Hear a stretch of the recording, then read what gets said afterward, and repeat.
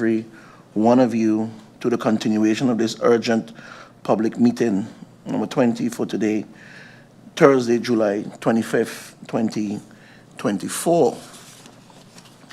We have established a quorum of 9 members. I don't normally do the standing thing, but we can stand for a moment of silence, please.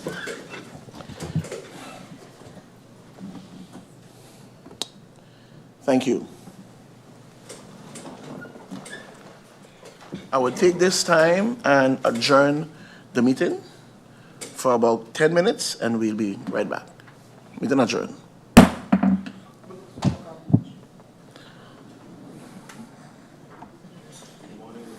Morning.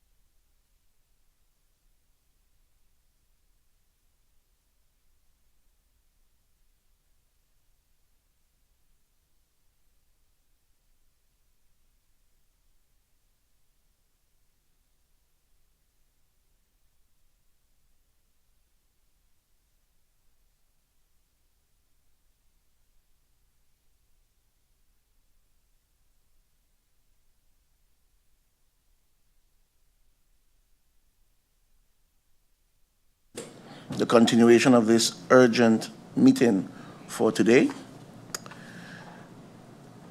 I have received notice of absence from the following honorable members of Parliament: Kevin Mingret.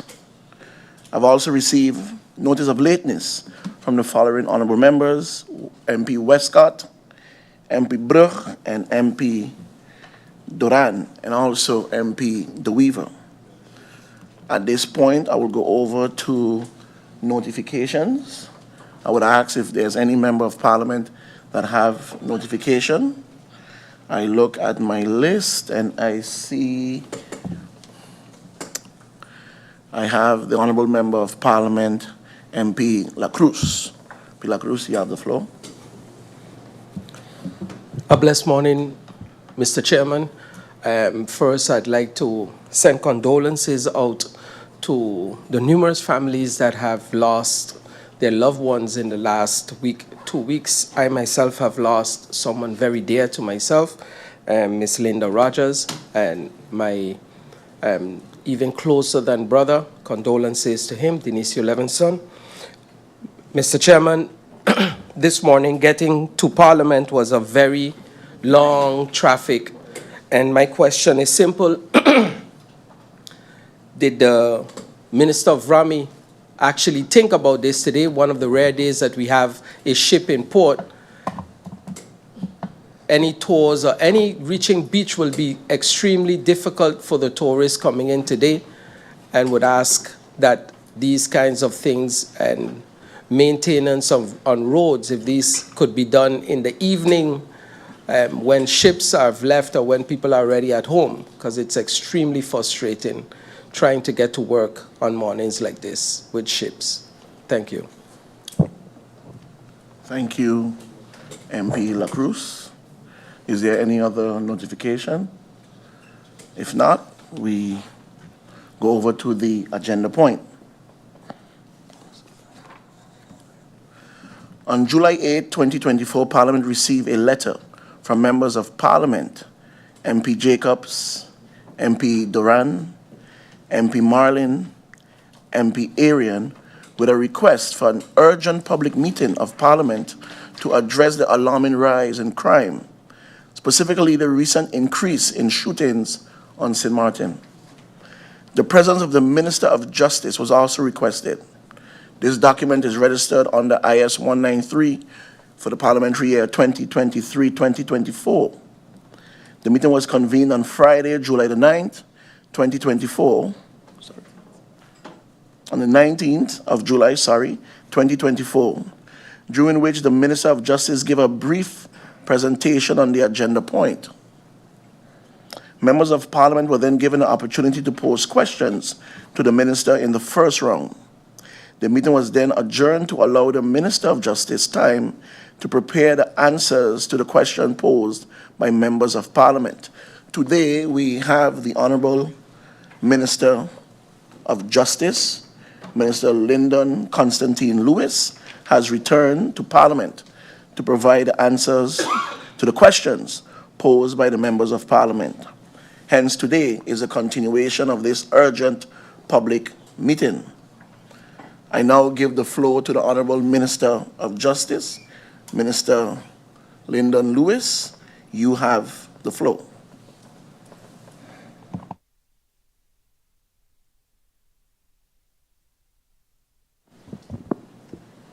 Pleasant good afternoon, Chair. Good morning. Day going fast. Good morning, honourable members of Parliament, listening and viewing public of St. Martin. Good morning. As we're back here today, in order for me to answer the questions, I will therefore commence the questions and answers of the honourable MPs. Through you, Chair, MP Marlin asked, what are the near plans with UNOPS and the Prison Detention Center, considering the 20 million allocation that might be jeopardized?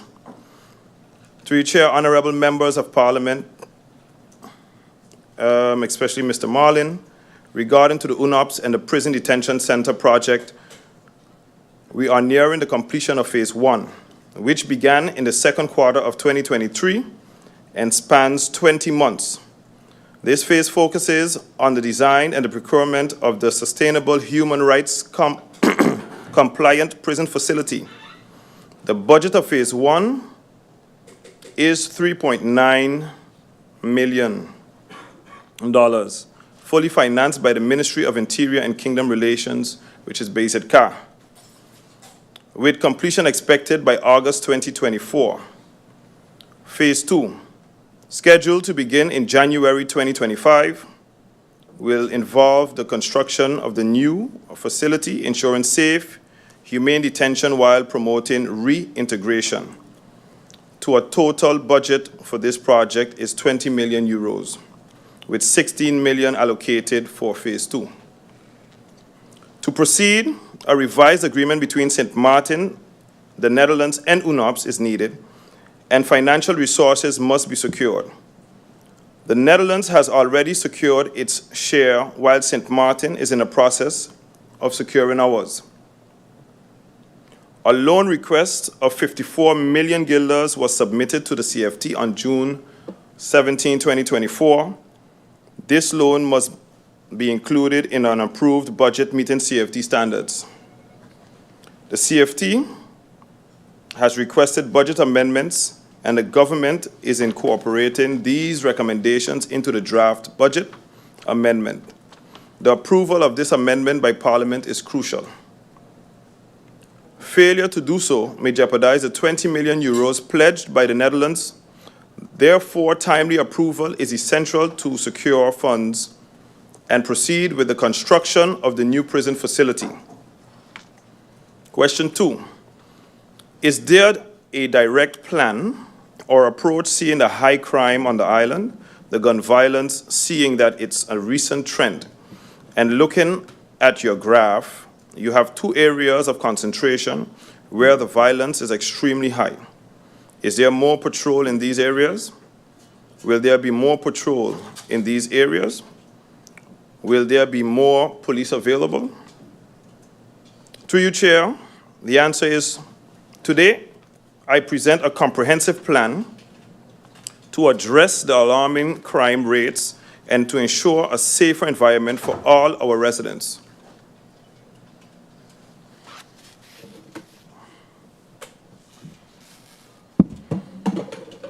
Thank you. This plan is not just a temporary fix, but a strategic approach backed by intelligence and data to make a significant and lasting impact. As detailed in my presentation last week, we are strategically allocating our limited resources based on what the data reveals about hotspots, hotshots, and hot times. This intelligence-based approach will allow us to focus our efforts precisely on where they are needed most, in what areas identified as high crime zones, by targeting these areas during peak times of criminal activities. We can maximize our impact and deter crime effectively. We are deploying additional patrols in areas with high crime, ensuring a significantly increase of police presence to deter criminal activities and respond swiftly to incidents. Specific operations will be conducted to address gun-related crimes, guaranteeing that offenders are apprehended and prosecuted. Enhanced surveillance measures will be implemented to monitor high crime areas, along with stricter traffic controls to reduce illegal activities and improve public safety. Regular checks and controls will prevent the circulation of illegal weapons, therefore reducing the risk of gun violence. Each community will benefit from a tailored action plan developed by our dedicated community police officers, addressing specific concerns unique to each district and fostering stronger community police relations. As mentioned, capacity remains an issue, and this directly linked to our budget. However, in the short term, we will receive support from the Dutch Kingdom police forces, particularly leading up to the elections. This assistance will bolster our efforts during this critical period. However, I must emphasize that following this period, we will rely on existing capacity of our own police force of St. Martin to maintain order and safety. Honorable members, through the chair, this plan represents our unwavering commitment to restoring safety and security on our island. We will take decisive action, work collaboratively with our communities, and ensure that strategies are grounded in intelligence and data. Question 3. You mentioned that it is the intention to have reinforcement to come in. Is there a timeline for when they will be here and up until when they will be here? There is assistance from our kingdom partners on the island already for the joint investigation into the deadly shooting that took place on July 17, 2024. Reinforcements for the elections from surrounding the islands are expected to arrive also on August 17, 2024, and will remain until August 23, 2024. Questions from MP La Cruz. Why is there an increase of security at Parliament, and what is the specific threat or reason for this measure? There was increased security at Parliament the day after the shooting incident in Kupakoi because the presence of the political parties in Parliament. Question number 2. Given the threats I have received, what plans does government have to ensure the safety of all members of Parliament, not just those with bodyguards or drivers? The answer is documented threats and other intel are being analyzed by the threat assessment officers from within the Kingdom forces. They will provide the public prosecutors with a risk analysis and advice for actions to be taken from that information. MP Gums asked, what discussion is happening with the ministry within CAPSM, along with whatever kingdom partners we have available to sort of track and trace where those threats are coming from and dealing with the persons that are issuing them? Through you, Chair, the answer is within the justice chain and among other stakeholders, officers receive specialized training in open source intelligence. This training equips them with the skills to gather, analyze, and utilize publicly available information from various online sources. Using advanced tools and techniques, these officers can monitor and investigate potential threats, identify individuals or groups behind criminal activities, and take proactive measures to mitigate risks. Moreover, cooperation with the Dutch Kingdom enhances the effectiveness of these efforts. Law enforcement agencies across the Kingdom share intelligence, resources, and expertise, enabling a coordinated and comprehensive response to threats. This collaboration ensures that the officers have access to the latest tools and techniques, as well as support from their counterparts in other regions. Question 2 from MP Gums. Last year, there was already a voice note that was circulating threatening to leave some of us lying in a pool of blood. So I think it's critically that we also look at the evolution of threats, where they go to. That answers also answer from number 1. Regarding the uptick of gun violence, what programs additionally are being put in place to encourage persons to turn in their illegal weapons, like an amnesty program?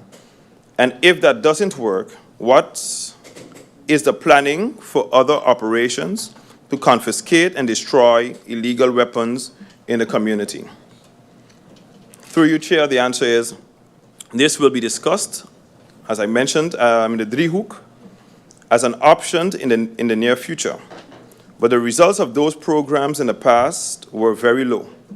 Law-abiding citizens do not have illegal firearms and target groups, which are criminals, of gun-related incidents are not willing to give up their illegal firearms.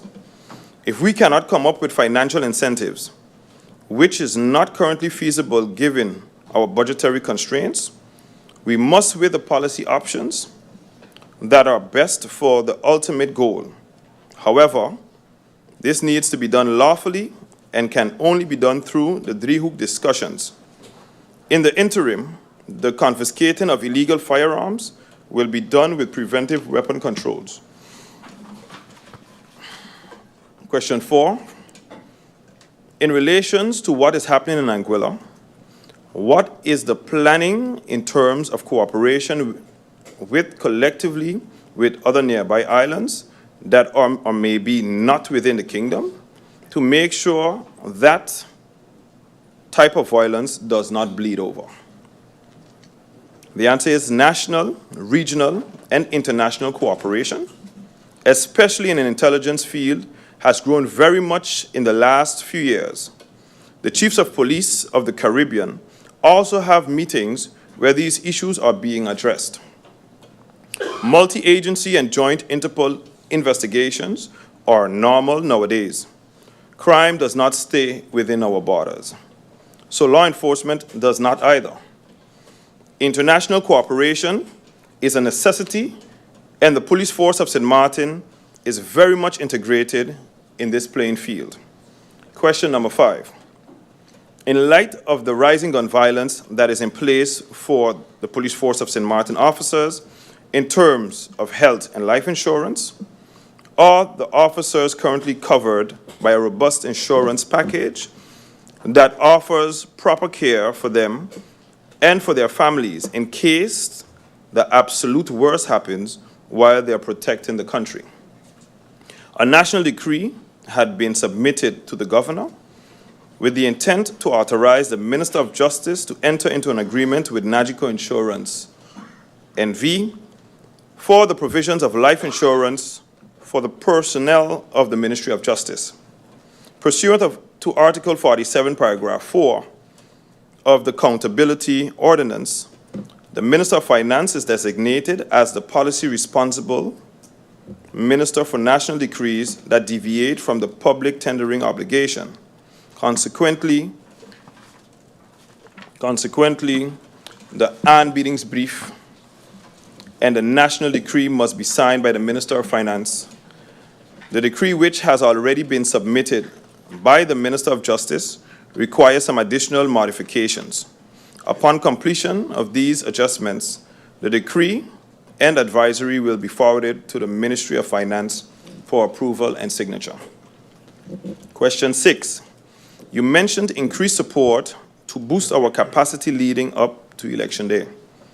On Election Day, there are plans already from Justice or from the General Affairs to increase police presence at the polling stations to prevent what happened in Belvedere in January from happening again, and maybe even worse. There will be reinforcement from the police forces of the Dutch Kingdom Islands for the elections. A request is made up for assistance from the Marines as well. MP Roseberg, through you, Chair, also had some questions. Is there a youth crime prevention program in place? Are there rehabilitation and resocialization programs? At the prison, the following programs are currently available for the inmates. General Education Development Program, which is the GED.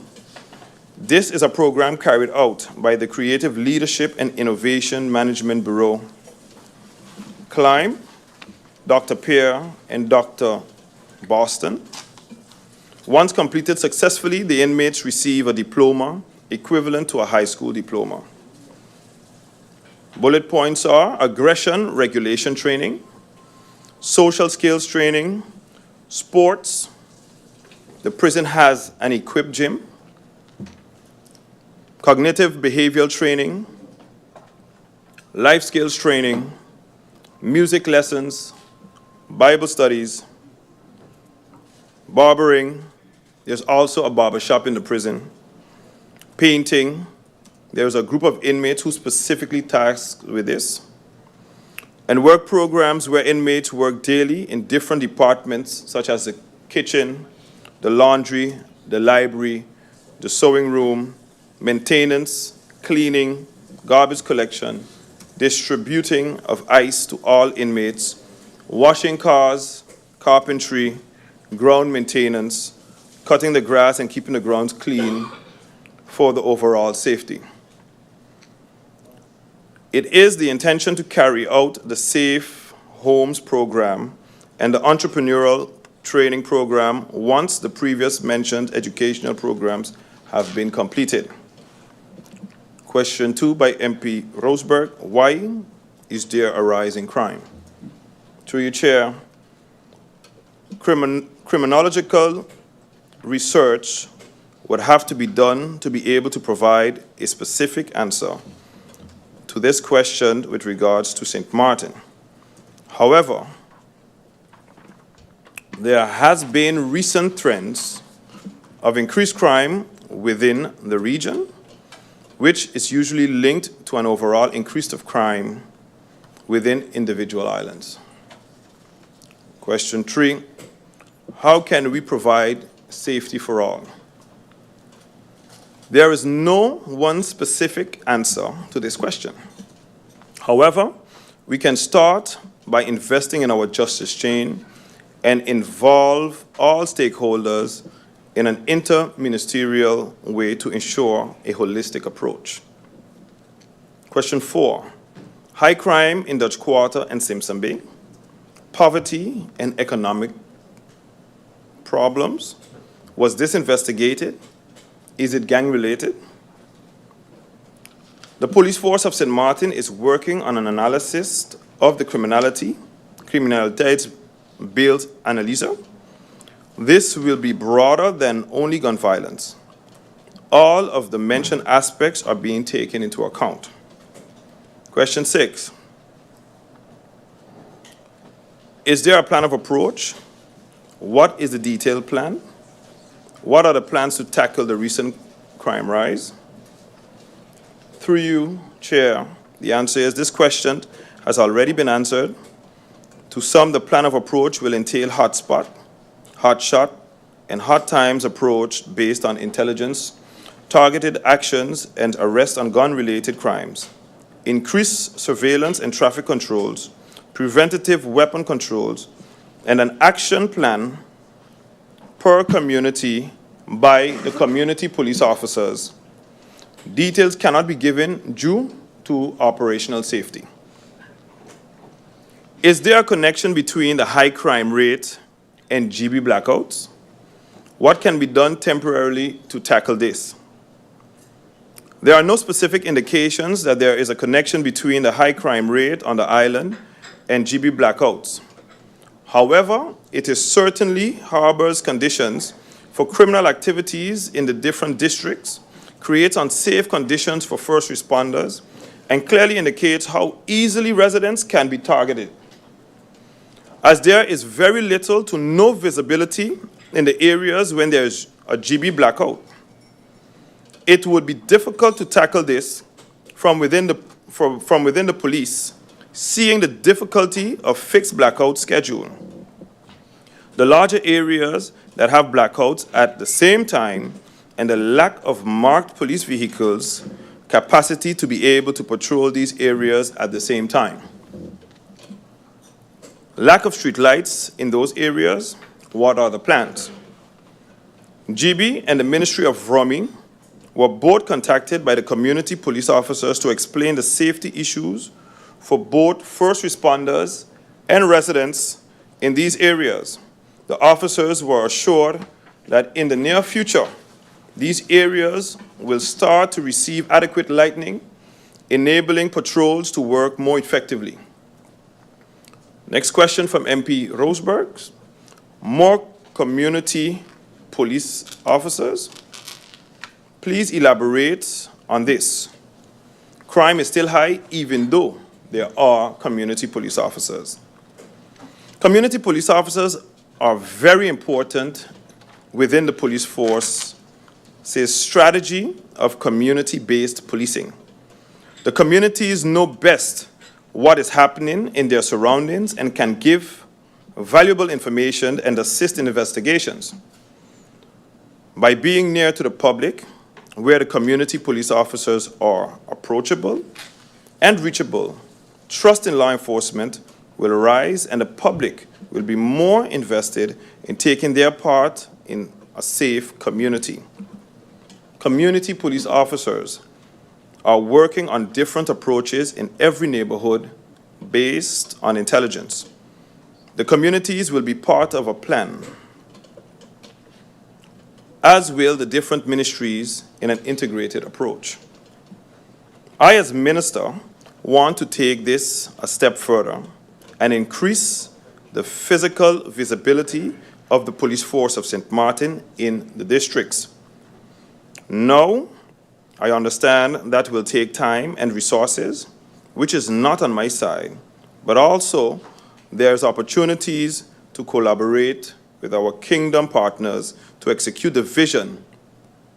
But this is necessary to ensure the visibility, the increase in response time, and accessibility of CAPSM.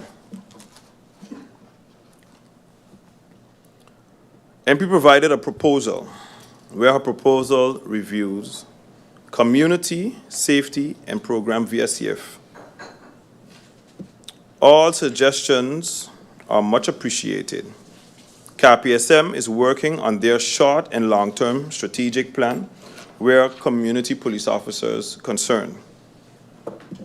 Inmates, safety for them. How many guards per shift can safely for employees and inmates be guaranteed? Through you, Chair, your request pertaining to sensitive information such as the question here requires me to remind you that information such is being divulged on the floor of Parliament is not feasible. However, we can assure you that guaranteeing the safety of prisoners and staff involves a multifaceted approach that includes physical security measures, comprehensive staff training. Staff have always been trained in all aspects of safety and security measures in the prison and are currently undergoing rigorous training given by instructors of the DGI, Dienstjustitiële Inrichting, in conflict resolution and emergency response, ensuring that they are prepared for the various scenarios at the institution. Rising crime, the community is aware of no space. Is there a temporary plan for housing the inmates elsewhere? In the event of no space situation, all stakeholders will convene to find a solution on the best way forward to handle this situation in the best interest of all, and especially the best interest of the community at large. Unfortunately, all details of this meeting cannot be divulged in this setting. What is the plan to address the cell capacity at the House of Detention in Point Blanche? As far as Harvey Bay is concerned, Parliament has been briefed on numerous occasions as to the plans to build a new detention facility. As for now, the prison equips and releases inmates who have sat the highest percentage of his or her sentence with an ankle bracelet. Assist them with acquiring a SZV card, which is a doctor card, and have them register at social services where they can temporarily get financial assistance until the probation department can assist with aiding them in obtaining suitable work. Next question, alternative solutions to incarceration. Who can apply for them? What kind of offenses qualify? The Code of Criminal Procedure and the Criminal Code have an exhaustive list of penalties that can be imposed when people commit crimes. The main punishment that can be imposed are imprisonment, which is also a custodial punishment, but is usually not demanding and imposed. Community service and fine, based on Article 111, Criminal Code of St. Martin, the Wetboek van Strafvordering, of Strafrecht, sorry. Besides capital punishments, our legal system has additional punishments, such as disqualifications from certain rights, such as a revocation of driver's license for serious traffic offenses.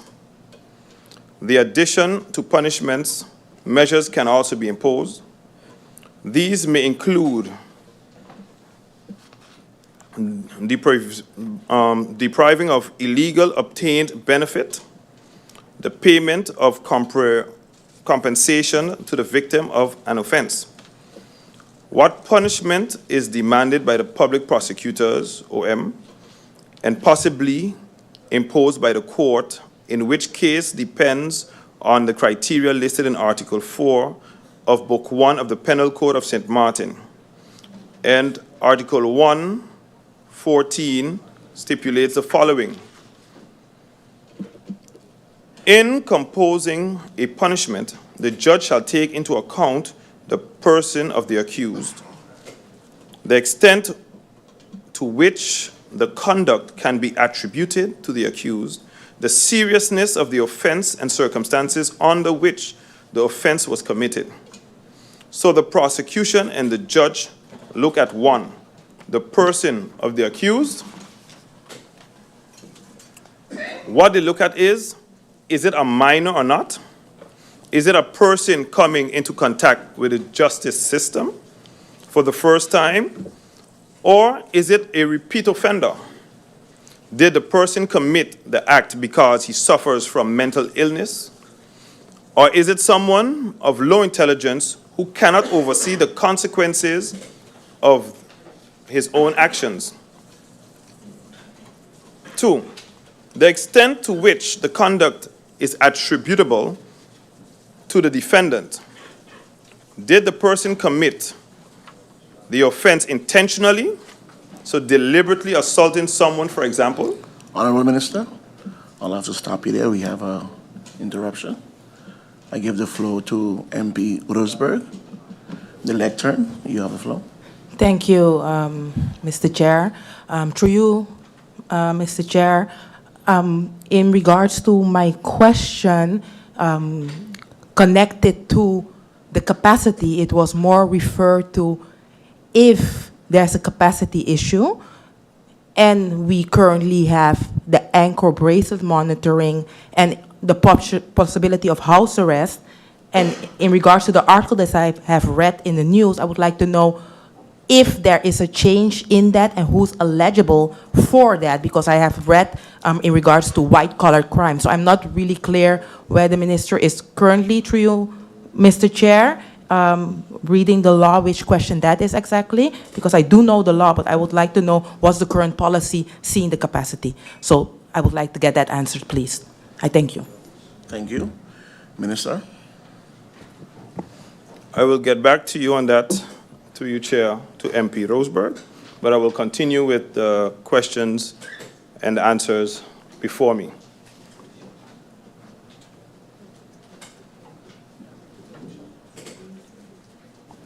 Honorable Minister, I would prefer that you answer the question of the Honorable Member of Parliament before you go on with the other answers.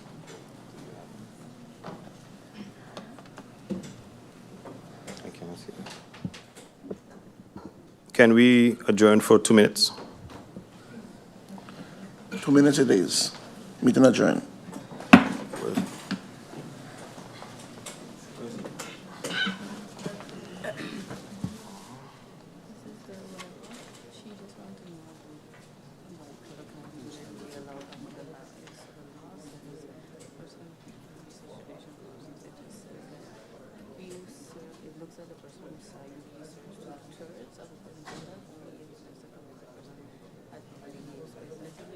The person who sent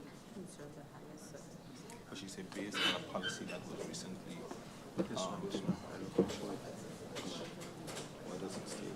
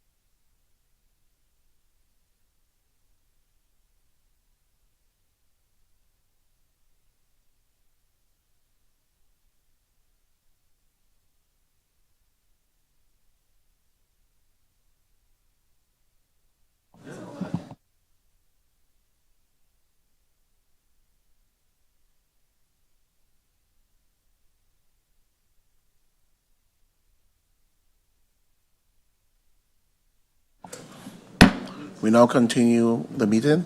Minister, you have the floor for the question.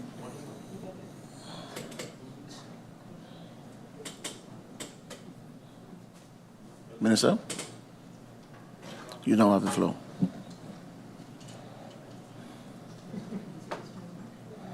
Thank you, Chair. The answer is actually within the document. However, then I'll fast forward and you might hear it again. Okay? So the answer is yes. The conditional release policy of St. Martin addresses the issue of the cell capacity. One second. The conditional release policy of St. Martin addresses the issue of the cell capacity and provides guidelines for early release and electronic monitoring, the ET, specifically in cases where there is an urgent need of cell capacity.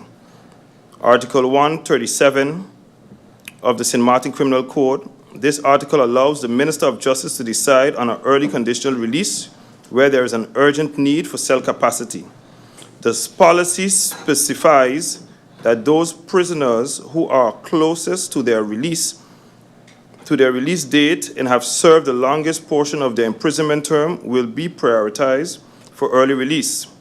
Conditions of early release, general conditions. The primary general conditions for early conditional release is that no new crime should be committed during the release period. Special conditions. These can include various restrictions such as contact bans, location bans, curfews, mandatory reporting, prohibitions of the drug or alcohol use, treatment requirements, and other behavioral-related conditions. White-collar crimes, typically non-violent, may be considered for early release with EM as an alternative to incarceration, particularly when managing cell capacity. Conditions such as reporting, obligation, curfews, and prohibition on certain activities can be tailored to address the specific risks and needs associated with white-collar offenders. While the conditional release policy does not explicitly address white-collar crimes, the general provisions for early conditional release and electronic monitoring can be applied to such offenses. The policies focus on nonviolent crimes and the structured approach to early release, and EM ensures that the white-collar offenders can also benefit from these measures, provided they meet the specified criteria.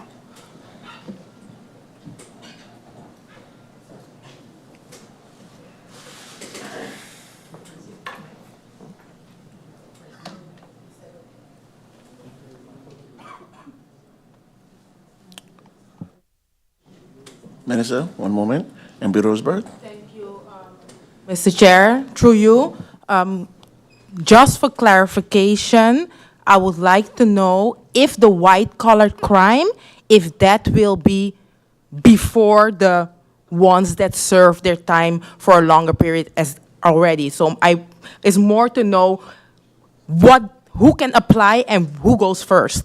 Let's say if you have a white-collar crime, let me come with an example. Let's say you have a white-collar crime and that person is incarcerated for a shorter period than the one that has been serving for, let's say, 20 years or whatsoever, and there's a capacity issue. Who goes first? I would like to know if that is in place and if the minister can make that clear to the public. I thank you. Just a reminder, MP Roseberg, you have one more. Minister, you have the floor. MP Roseberg, through you, Chair, Yeah. it is a request to the Minister of Justice based on an individual problem or whatever. If they want early release, the individual also can send a request to the minister outlining it. The minister also has to go in consultation with the prosecutor's office, but most of these advices that comes for early release or ankle bracelet monitoring comes from, at this moment, from the prosecutor's office. So it's basically they are the ones who advise the minister as to who they think should get early release at this time. But it also can take that the individual themselves can send a request to their minister, and the minister will go through the necessary channel to see if they can get ankle bracelet monitoring, etc.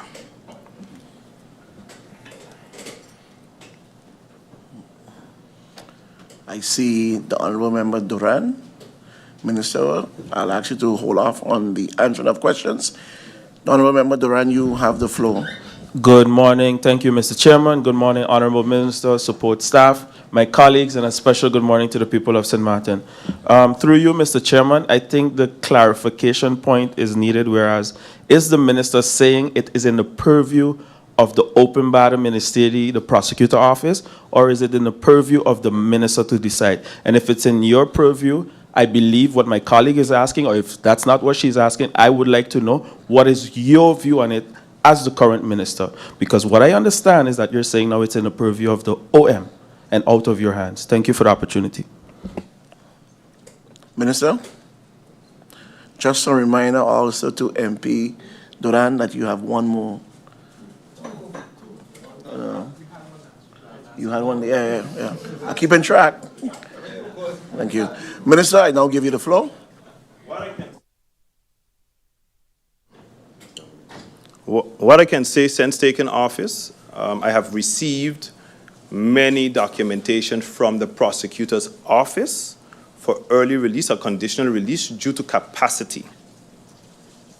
But I'm also saying that I've also received letters to the minister from different clients. I call the inmates clients to have their times. Yes, everyone is a client here in this country. Everyone that is under the preview of the Ministry of Justice, including the inmates, have the rights to send in any petition to their minister requesting whatever they want, but the minister has to follow the guidelines and also seek advice from the prosecutor's office as to can this person be released early or not.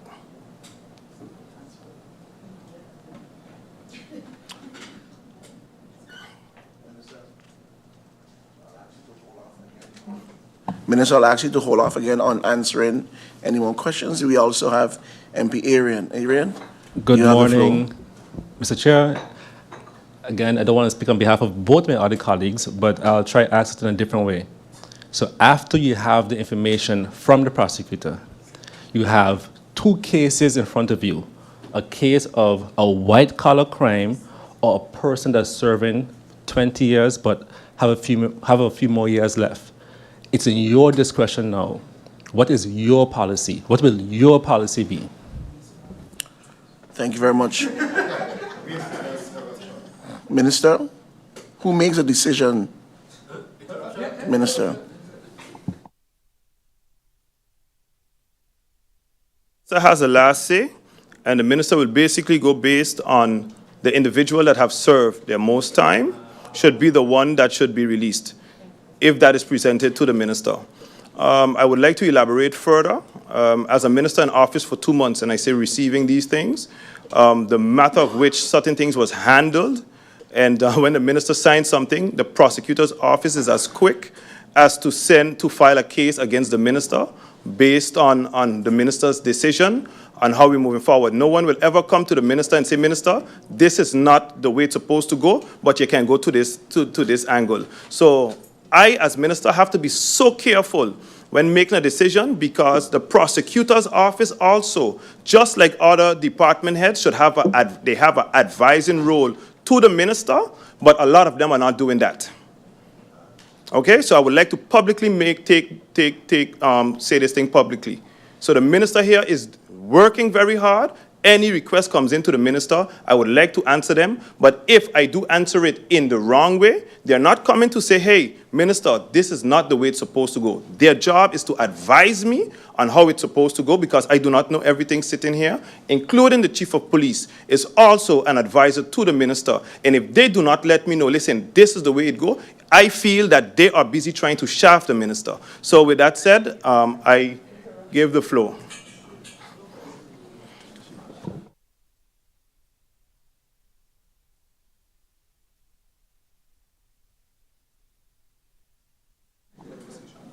MP Jacobs, you have the floor. Thank you, Mr. Chair. Good afternoon, morning to one and all. the Honourable Minister and his staff, and the people following this meeting. Mr. Chairman, I just needed to interrupt because I'm hearing something a little strange. The Minister, in his very passionate speech a few seconds ago, stated that if he takes a decision, then they can tell him it's not correct. But according to me, before taking decisions, you should consult with those who should know how it goes before you take that decision. So it's not about after you've taken a decision, finding out if it's done wrong. If you're in an authoritative position as a minister, and these are your known advisors, Mr. Chairman, through you, you should know to get that advice before taking such decisions. And this is actually one of the challenges I have with some of the decisions that have been made lately, which you will hear some more about. I won't use this interruption for that, but thank you.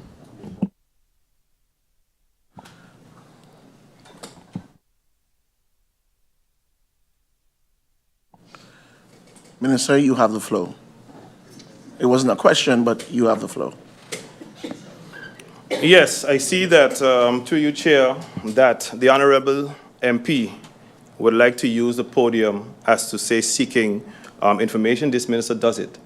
But at the end of the day, also the third parties that we have, they are human. And sometimes they make decisions or drafts, and the minister is just a signature. So things do happen, and like I said, if it goes over to point B and point B sees that this is not a trend, point B can also make contact and say, hey, Minister, you need to review this again before going forward with it.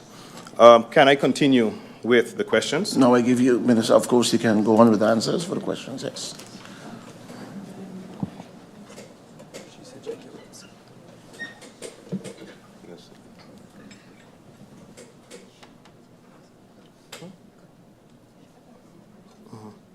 Okay. Also, to get back to what you were saying, MP Roseberg, through you, Chair,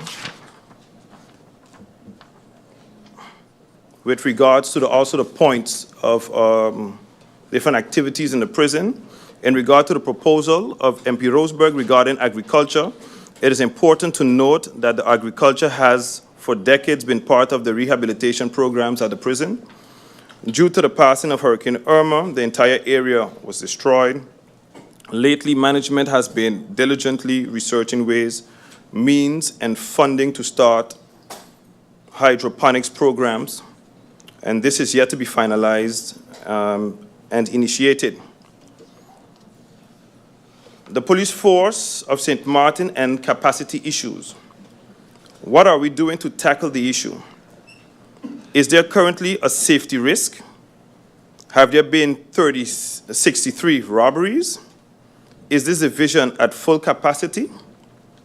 Minister of Justice, the detention division is not at full capacity. Police cars, not at full capacity. What is the temporary solution to get vehicles? Minister of Justice, the vehicle fleet is not at full capacity. The temporary solution is to use rentals while the procurement process is finalized. When will neighboring islands assist CAPSM? A request for assistance has been sent out already, and teams from Curacao are already on the island for a joint investigation. Assistance will fly in before the elections as well. A note, this assistance costs a lot of money, not only charter flights, but also housing, transport, and daily costs that St. Martin is responsible for. The assistance for the elections from the police forces of the Dutch Kingdom Islands are expected to arrive on August 17, 2024, and will remain until August 23, 2024. Our requests for assistance from the Marines are also been sent out. I've also said this earlier on in my answering of the questions. What will be done to attract recruits? A recruitment program is being conducted through the Corps Police of St. Martin Facebook page and other media outlets. Questions from MP Doran. Through you, Chair. What innovative measures are being considered to encourage and surrender of firearms, potentially including incentives, for the individuals to turn in weapons. This will be discussed in the driehoek overleg. Given the current security challenges, what steps are being taken to enhance security protocols at public venues and government buildings? Are there plans to increase the visibility and responsiveness of security measures at these locations? The Ministry of General Affairs is responsible, but the police force of St. Martin is helping with an assessment of the buildings and will give an advice for safety measures if needed.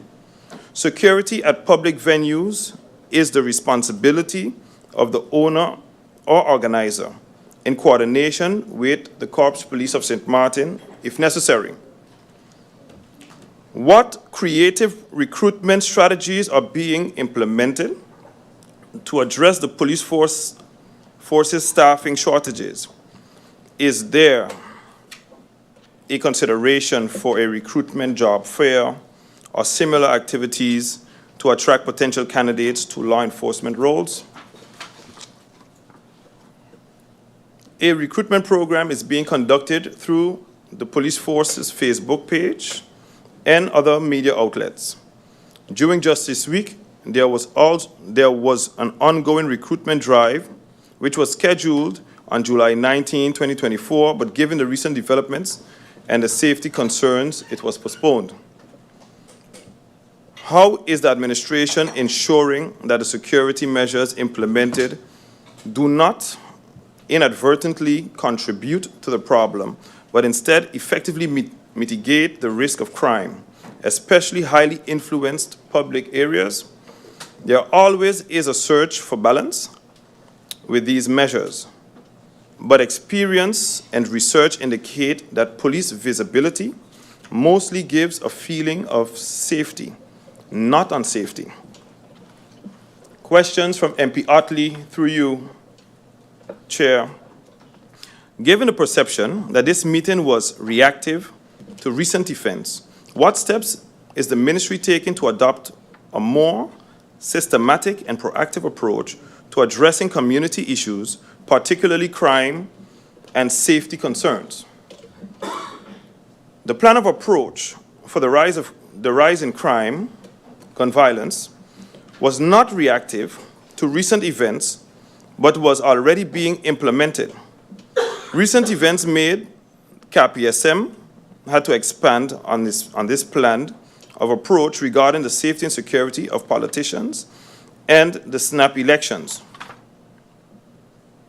Through you, Chair, questions from MP Jacobs.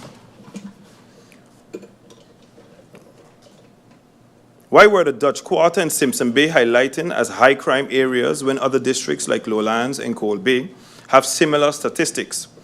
The graph that was shown and highlighted was about robberies, not about the amount of gun-related incidents. Can you provide clarification on how data indicating Dutch Quarter and Simpson Bay as prominent areas for gun violence was derived?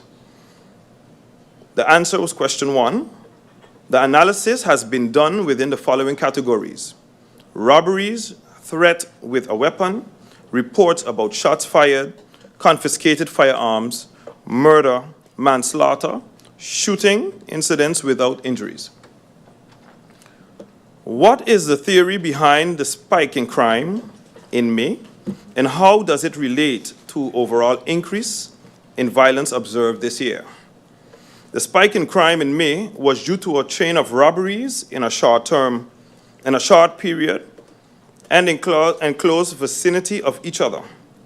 We have seen that these are committed by a group of persons who keep on committing crimes until they are arrested. What steps are being taken to address the root causes of the recent spike in crime, particularly in relation to social issues that intersects with criminal behavior?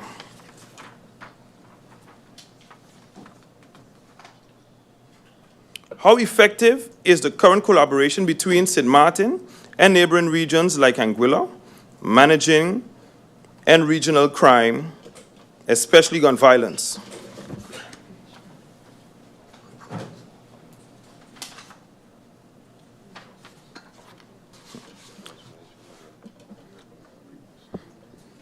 National, regional, and international cooperation, especially in the intelligence field, has grown very much in the last few years.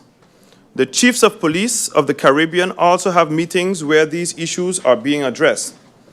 Multi-agency and joint Interpol investigations are also normal nowadays. Crime does not stay within borders, as I mentioned before, so law enforcement does not either. International cooperation is a necessity of the Corps Police of St. Martin, is very much integrated in this playing field. What measures are in place to enhance cooperation with the northern part of the island and other nearby regions to control the spread of crime? That answer was number 5. The cooperation with the French and the region is in place. Given the high crime rates, what specific actions are being implemented or planned to prevent these issues, particularly at the community and interministerial level? Indeed, we acknowledge that addressing this issue is just in short term, but a structural and long-term solution is also warranted. Firstly, this will include addressing challenges and the risk in our justice chain, including and not limited to the capacity issues and the lack of resources. Secondly, we acknowledge that there is a need for programs that address high crime as a symptom of socioeconomic issues and youth crime intervention, and that need to be addressed on an interministerial level. As Minister of Justice and Minister of Education, Culture, Youth and Sport, in my other capacity, I will continue to engage in such dialogue. However, during my trip to the Netherlands in June, I had the opportunity to visit the HALT, which is a youth intervention center that offers young people space to learn from their mistakes and make amends while simultaneously helping them avoid crossing legal and other boundaries, thereby keeping our youth who are at risk out of the judicial system and working with stakeholders to place them on the right path. I am pleased to announce that we are bringing this system to St. Martin in collaboration with the Court of Guardianship. MP Emmanuel. Minister, through you, Madam Chair, you're signing off LBAs left, right, and center. How much money is coming with it? Because it's good to give the officers their LBAs. It's good to place them in their scale. It's good that they get all those things, but there's the money. Where is the money? Where is it going to come from? It has been budgeted in the 2024 budget. $5 million has been set aside to cover this cost. How much from the overall budget is being asked to make those cuts? And how much from the Ministry of Justice and from the Ministry of Education these cuts are being asked to come from? The total cuts for budget were $3.8 million, consisting of $1.5 million under personnel due to unfilled vacancies at the time and the cuts were made, and $2.3 million under material costs, primarily affecting goods and services. In the last 4 years, how many new vehicles has CAPASM received? They have received none. From the CAPEX Phase 2, how much is being asked from our side to put into the budget for the prison? Through you, Chair, honorable members of Parliament, Emmanuel, in response, through the Minister of Finance, on behalf of the Government of St. Martin, a separate loan request was submitted to the CFT on June 17, 2024. To the finance, the construction of the new prison. This loan request amounts to 54 million guilders. According to the Kingdom Act of Financial Supervision for Curaçao and St. Martin, which is the CFT, the proposed loan request must be included in an approved budget that meets the standards of the CFT before the loan can be secured. What is the temporary plan in place in regard to the housing inmates and arresting people? Will they be placed elsewhere? Is there something thought about for the temporary solution until we finally have our prison? So where will people currently be held if the police cells are renovated? What is the plan to address the current cell capacity issue? And I'm referring to the police cells, but also Point Blanche Prison. Honorable Member of Parliament Emmanuel, in response, I would like to start by clarifying the distinction between individuals in pretrial detention, typically held at police cells in Phillipsburg, and those who have been sentenced and are housed at the Point Blanche Prison to serve their sentences. Unfortunately, we have limited options for placing our convicted St. Martin inmates who must serve their sentences elsewhere. Due to the capacity shortages, a number of St. Martin inmates are already being housed in other parts of the kingdom, including the Netherlands, under the Onderlinge-Regelinge detentie. This arrangement, however, is very costly and depends on the willingness of our kingdom partners and their available detention capacity. I can tell you that our sister islands, Aruba and Curacao, are dealing with similar issues. The reality is that the lack of detention capacity is a long-standing and concerning issue with no immediate solution. As a country, we will continue to face a shortage of detention capacity as a country until the new prison becomes operational. This has led to the Public Prosecutor Office having to take extremely difficult decisions regarding detention or early release of suspects and convicts. The first phase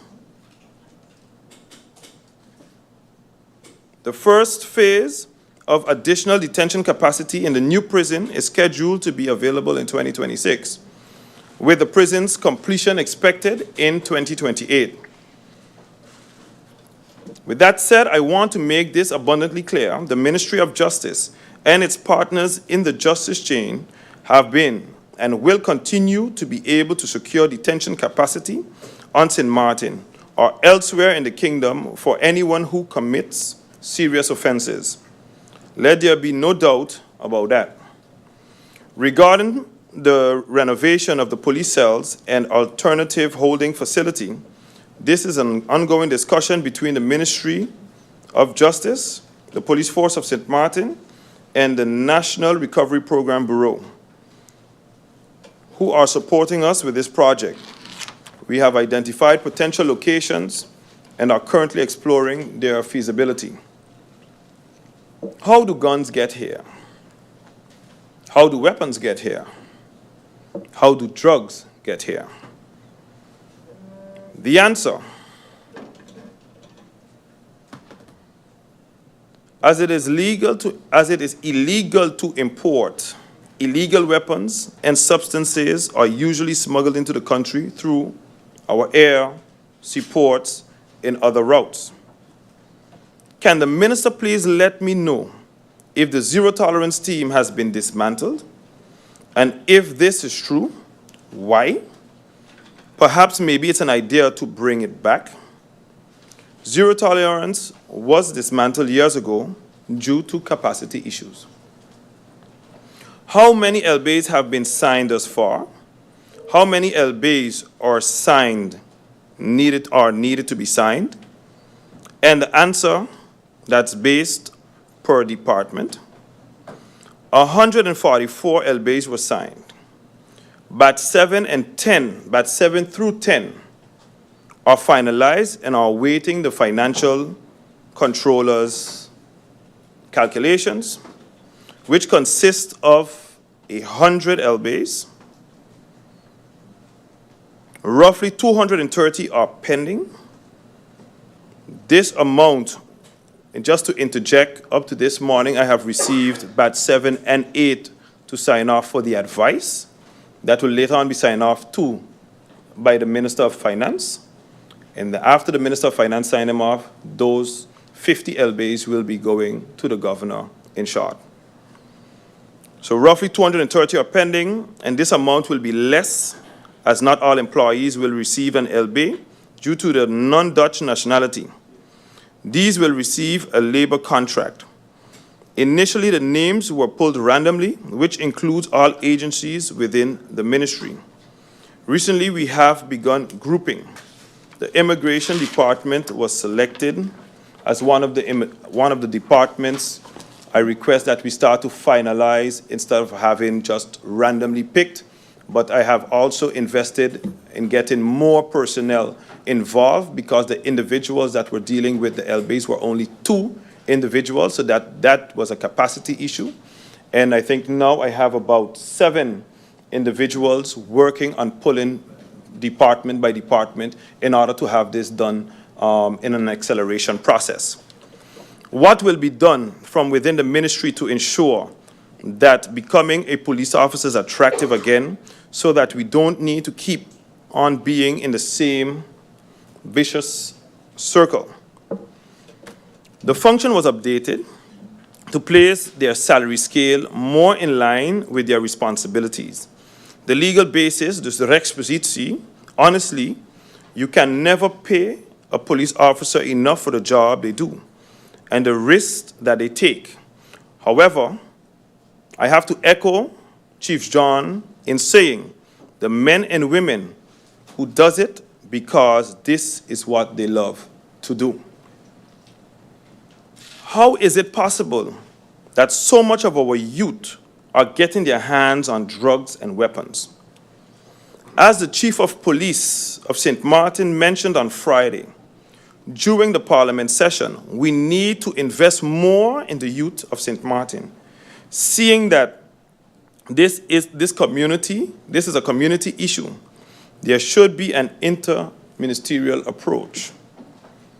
Why haven't Customs invested in a scanner? Perhaps we can find another way of looking at investigating what's going on and what's coming into our country. Customs currently deploys scanning equipment for border control. The operation would be greatly enhanced with the addition of the scanning equipment for bulk shipments. This would eliminate the unpacking of shipping containers for physical inspection upon entry. Currently, our custom processes give us an awareness of categories crossing our borders. The physical inspection of the cargo is a combination of technology and human resources. The bulk cargo scanning solutions are not only costly, but require a large operation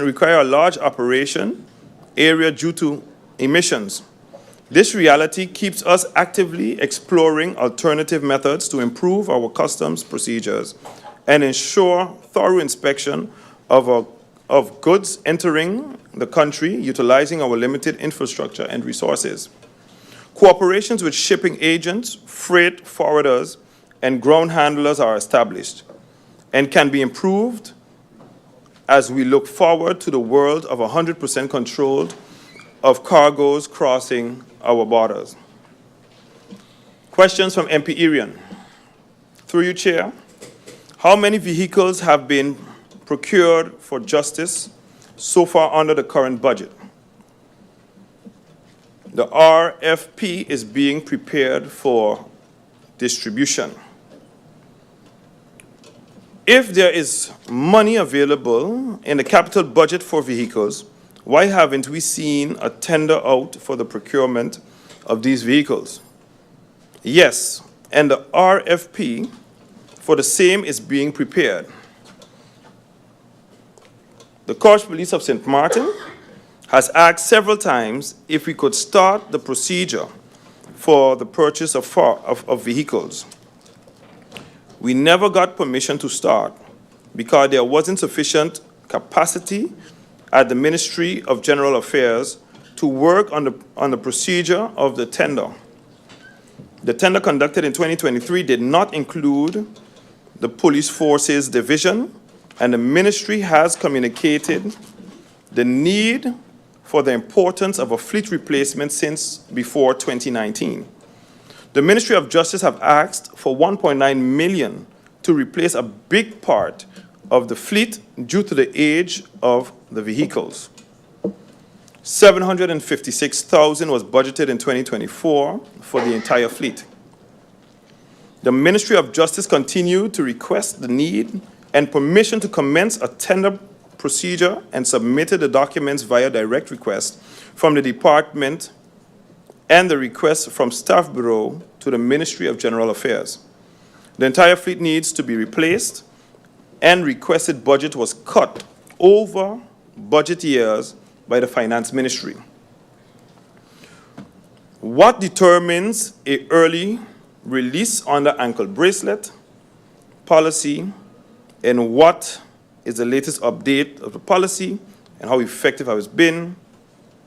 MP, I think we have already discussed this matter, so I'll go on to the other question. Honorable Minister, I know you did answer, but I would like you to answer the question for the respective member of parliament that asked. So please answer the question. These were Thank your you very questions. much. I think this was your question. Yeah. Oh, Arian. Oh. Let me go back to the same thing.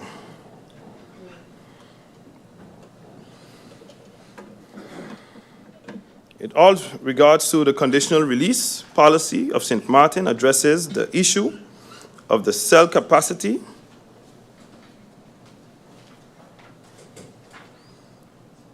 and provides the guidelines for early release and electronic monitoring, specifically in cases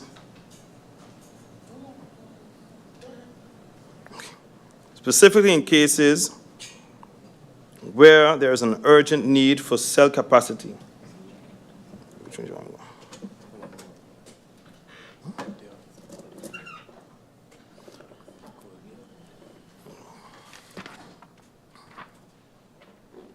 Okay. This is only possible with the parameters set by the Criminal Code in Article 131. An inmate can be eligible for conditional release after sitting 2/3 of their sentence, according to Article 137 of the Criminal Code. An inmate can be eligible for early conditional release before the 2/3 of their sentence if that inmate has sat on the highest percentage of his or her sentence compared to other inmates serving their sentence. The Minister of Justice has been steadily granting conditional releases and early conditional releases to inmates who fulfill the legal requirements. Currently, there are 3 inmates on ankle bracelets, 4 inmates granted early conditional release, and 5 inmates under consideration. An important note is that not all inmates that are granted conditional release are subject to electronic monitoring. Electronic monitoring has a relatively strong impact on a person's freedom to move around and in principle not allowed to visit St. Martin. I mean, French St. Martin I'm talking about. Therefore, electronic monitoring can be imposed as a special conditional to the VI when the inmates will be leaving on the French side after release. Electronic monitoring was successfully used to allow an inmate to travel overseas to attend funeral work projects. What are the main reasons for the increase in violence in 2024 compared to the previous 3 years? And can you categorize them for me? Categorize them for me. The main reason. Honorable Minister, one moment. MP Arian, I give you the floor. Thank you, Mr. Chairman. I just want to clarify a statement made by the Minister. You mentioned that with the ankle bracelet, you cannot go over to the northern side, front side, but there was a successful case where an inmate traveled with an ankle bracelet overseas to attend a funeral and projects. So you could travel overseas, but you can't go cross the border.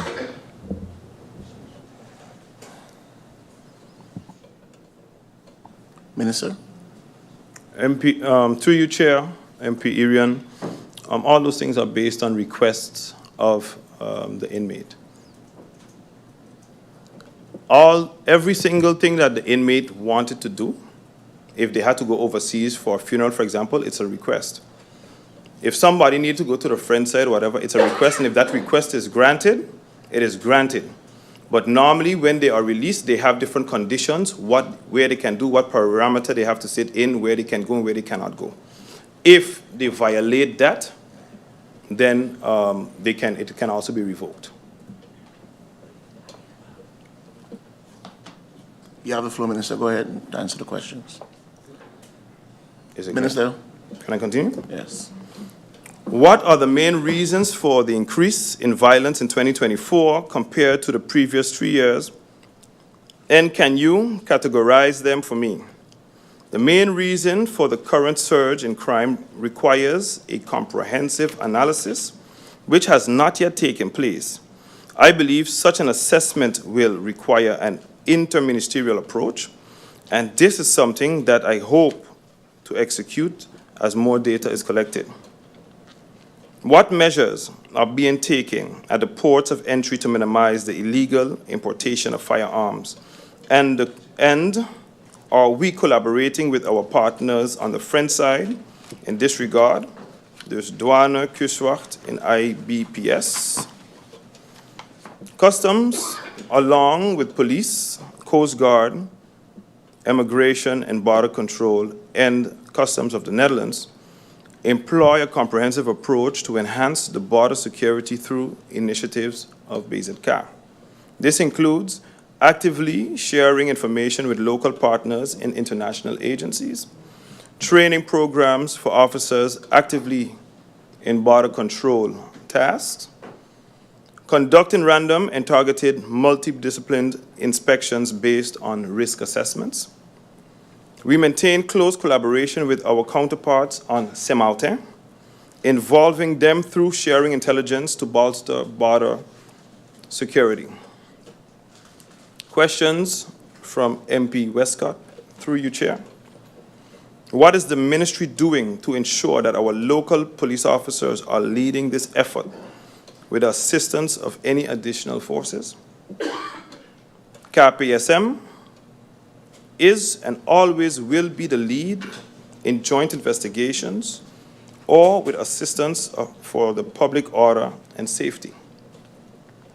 Can the crime fund be used to reduce challenges and risk?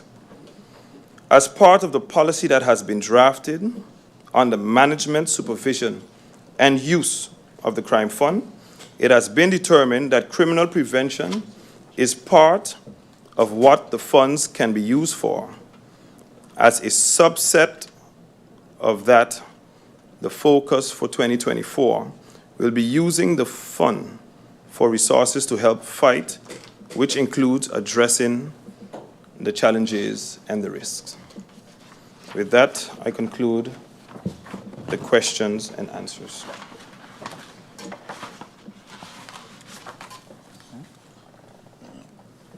I thank you very much, Honorable Minister Lewis.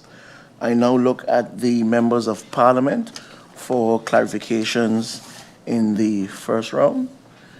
Do we have any clarifications? And I look at my list. I see MP Gums.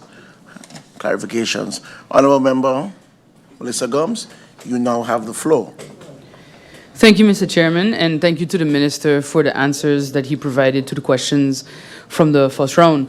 Minister, through you, Mr. Chairman, I just have 2 points of clarification. So for my first question regarding digital threats, if he could clarify a bit better that there is the possibility for KPSM or a relevant Kingdom partner to reach out to the social media companies themselves, as it usually tends to go with high-level cyber investigations, and receive the IP address and thus geotagging the location of the multitude of fake accounts that we see posting various threats, various claims and such on Facebook, and then confront that person, because like I said, that's what tends to happen at that level. And On the question regarding the insurance, so just to be clear, the minister could clarify that currently there's no policy in place for KPSM pending the signature then of this decree that the minister mentioned in his answers. And that's all my clarifications, Mr. Chairman. I thank you very much, MP Gums. I now go over to MP Westcott. Honorable member, you now have the floor. Thank you, Mr. Chairman, and a good afternoon to my colleagues, to yourself, to our support staff, a good afternoon to the minister and those representing his cabinet, as well as the chief of police and his support staff. Mr. Chairman, through you, if the Minister of Justice could respond to the decision or explain the decision that the Marines will be deployed here on St. Martin. And if the minister can give the reason behind that deployment in this particular case, I know sometimes towards hurricanes or whatever else have you, they will be, but very specifically now, is it about that, or are there other reasons for the request for deployment of Marines? And the minister mentioned in terms of equipping the police force, the issue of vehicles. As one would recall, in the meeting, in the beginning of this meeting on Friday last, the minister had highlighted several risks. And I had asked the minister about those risks. In fact, I started out my deliberations referring to those risks and how were they being dealt with. But very specifically for clarifications, I would like the minister to explain the status of the purchase of cars for the KPSM. If the minister can explain that, and the rest I'll leave for the second round. Mr. Chairman, thank you. I thank you, honorable member. I now give the floor to Member of Parliament Roseberg. Roseberg, you now have the floor.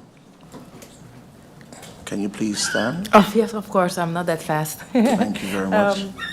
Do we have the letter? Can I borrow it from one of my dear colleagues? Thank you. Oh, that's a strong. No.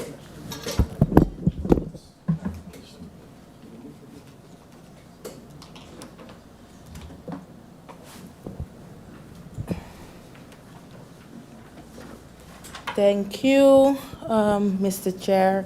Through you, in regards to one of my questions, in regards to the capacity issue of KPSM, yes, I thought it had to be turned around, right? Yeah. Thank you. Yeah, in regards to one of my questions, Chair, through you, I didn't hear the answer to that. Maybe I've missed it. Seeing the rising crime, I understood that the robbery department wasn't at full capacity, seeing that an officer was demoted. So my question is that officer back into his regular position to make sure that that department is at its original capacity? I wouldn't say full because we have a capacity issue, but is the robbery department back at the original capacity? So that was one of my clarification questions. Also, through you, Mr. Chair, long term, I didn't hear that answer either. How is the ministry going to make sure that the police force remains attractive and stays within the quality and quality enhances? Because a lot of police officers are currently going to the private sector. Maybe I missed that answer because maybe my colleagues asked that. In regards to the security of our borders, what is currently being done with the custom officers to make sure that the border is being strengthened, seeing that it's not clear, at least not to me, how the guns are entering our island, seeing that we don't have no gun factory. Other than that, I understood that my colleague MPs asked in regards to the LBs, through you, Mr. Chair. But on the other hand, I would like to know if the LBs that are currently signed are those of justice workers that are currently working, or is it more of the ones that are currently at home? Is there a ratio that can be given so that also the justice workers that are currently waiting on their LBs know that, okay, currently only the ones that are working are being signed, or it's a mix and match, so the ones that are currently at home and not actively working are being signed as well? So just to get clarification on that. Specify, sorry, to know how that is happening. Also, MP Roseberg? yes? I believe that's a new question that you're asking the minister and not one for clarification. So I would ask you to save that Okay. question for the second round. Okay, I will do so. Thank you very much. Thank you. In regards to the project, because it's now the idea is to ask clarification, or I can ask based on the answer that were given. This is a clarification Okay. round based on the answers that the Honorable Minister gave. But he gave answers You in are regards to now- the LBs, You are now though? asking clarifications based on those answers. Yes, But the question that you're asking him is a new question. because he So mentioned. I'm asking you Okay. to save that question no problem. I will for the do so. second round. I thank you very much. In regards to the project HALT, I love that project, seeing that it focused on prevention. But where will that money come from for HALT? Will it come through the crime fund? If that can be clarified. And in regards to the ankle bracelets, the minister, through you, Mr. Chair, mentioned that there are currently 3 ankle bracelets active, if I understood correctly. How much ankle bracelets do we have? And why there are only 3 active? These are my questions for now, and the rest I will ask in my second round. Honourable Member Roseberg, I thank you very much. And I now give the floor to the Honourable Member of Parliament, MP Brugge. You now have the floor.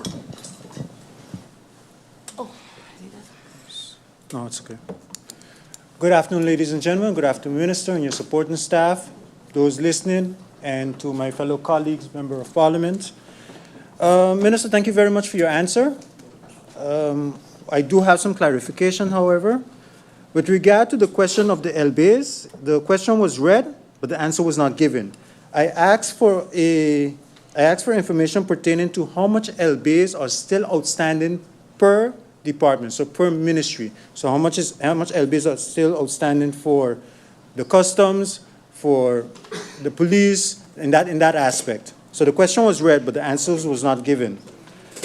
With regard to the other question pertaining to the LB, it was also asked, when does the minister expect that the last set of LBs will be signed? So that we know that after that signage, because I know it's only from 2022 to present, after that last LB is signed, there isn't any more. So when do you expect the last batch? Because I do understand that you said there's 230 outstanding, and you just received, according to this, sorry, let me put on my glasses, batch 7 to 8 or something like that. You give an indication, I can be corrected. 7 to 9, okay. So maybe perhaps 7 to 8, okay, thank you. So maybe you can also answer 7 to 10. Okay, thank you very much for that aspect. So perhaps you can tell me when the last batch of LBs is going to be signed for all departments. So those 2 questions I've missed. With regard also to the scanners, it's kind of confusing. You gave an answer, but it was kind of confusing because it was blend. Are we looking into getting scanners for the customs to work at the port or even at the airport when things are coming in? But specifically, more importantly, the port, the harbor, because of what I saw when they were busy because of what I saw, how they were searching the containers on the ring road. So maybe you answered it, but perhaps if you did, can you please repeat it for me? And that would be all for today, Mr. Chairman. Thank you very much. MP Brugge, Not for today, but for the clarifications for now. quite understandable. Today have more coming. MP Brugge, I thank you very much. And now I give the floor to the Honourable Member Duran. You now have the floor. Thank you, Mr. Chairman. Good day once again to one and all. I do have a brief clarification because through you, Mr. Chairman, I heard the minister give an elaborate explanation on the police recruitment drive, but I think somewhere, somehow, the question was maybe noted wrong. Nevertheless, I'll just repeat the question. My question was based on an incentive for persons to return their firearms, their illegal firearms, and if there could be some sort of an idea to have a job fair at that same drive, which will then help persons that claim sometimes, I had to turn to a life of violence because I don't have any sort of income, so that you can encourage them at the same time. So in one hand, they turn in their firearms without any repercussions and a sort of an incentive to have a sort of a job recruitment drive then and there. So basically, killing two birds with one stone. That was the question. Thank you for the opportunity, and I look forward to the clarification. And Bidoran, I thank you very much. I look at the list, and yes, I see MP Jacobs for clarification. MP, honorable member, you now have the floor. Thank you, Chairman. Good afternoon once again to the general public, honorable minister colleagues, and the people of St. Martin. I have a clarification because I'm a bit confused, Mr. Chairman, as to the number of LBAs signed. I find it a bit confusing, so if the minister can just reiterate the total, because initially when I saw a post that stated over 150 signed, was that new one signed, or was that once you signed the last batch you signed added to the previous? So that's not clear for the people of St. Martin, and that's what I've been asked to get some clarity on, Mr. Chairman. And also a question that had been asked by another member of parliament, I can't recall whom, regarding what was budgeted for cars for the Justice Ministry. And I heard the minister mention that none have been purchased. However, from my understanding, since it was budgeted for, I need clarity as to if whether it's KPSM, immigration, or detention, what's up there called, Point Blanche Prison, which is on the budget, which we were able to go back and see. I didn't hear the minister quote the numbers, but I believe it was over 400,000 guilders budgeted in the capital expenditures for vehicles for the justice chain. Is that process being followed so that this can be handled as soon as possible as a matter of priority and urgency for the ministry? So I just needed the clarity. I didn't hear it. If I missed it, then the minister can just reiterate where it was said. But for me, I know the former government did prioritize ensuring to budget for justice vehicles, and on the budget recently approved, again, it had specific for the prison, for immigration, and for KPSM. So I'd like to know, where is that advice in the process to ensure that the corps has, and the justice chain has, the necessary vehicles as soon as possible? Thank you, Mr. Chairman. I thank you very much, honorable member Jacobs. I now look at the time, and I know it's lunchtime. I also know that the minister would probably need some time to answer the question. So what I will do at this present moment is adjourn the meeting for 1 hour. I believe that's sufficient time for the minister and also the members of parliament to indulge for lunch, and we will resume the minute in 1 hour. 1:15. Meeting adjourned. 18 past.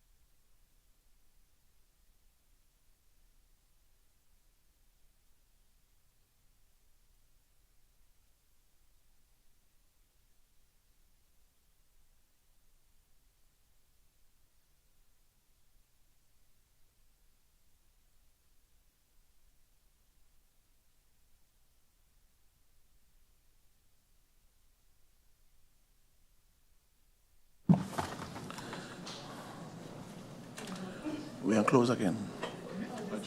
Adjourn. Good? Good afternoon and welcome back to this public meeting.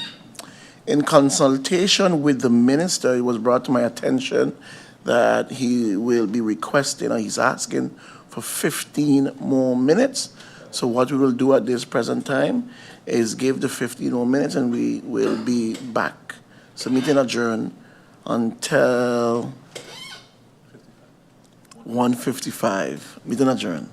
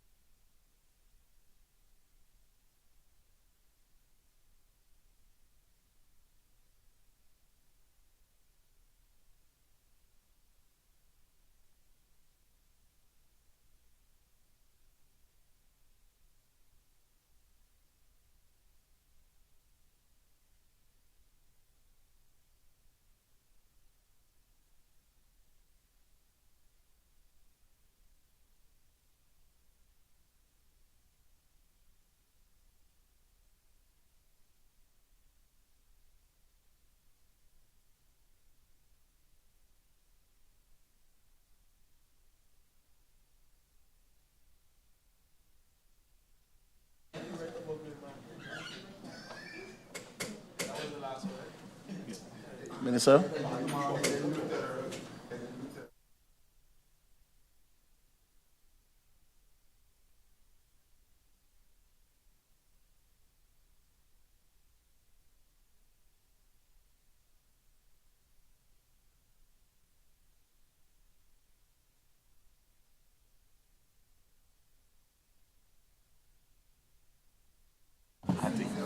Ready? Good afternoon, and welcome back to this urgent public meeting. Minister, we were at the stage where you needed some time to answer the clarification questions. I now give the Honorable Minister Lyndon Lewis the floor. Minister.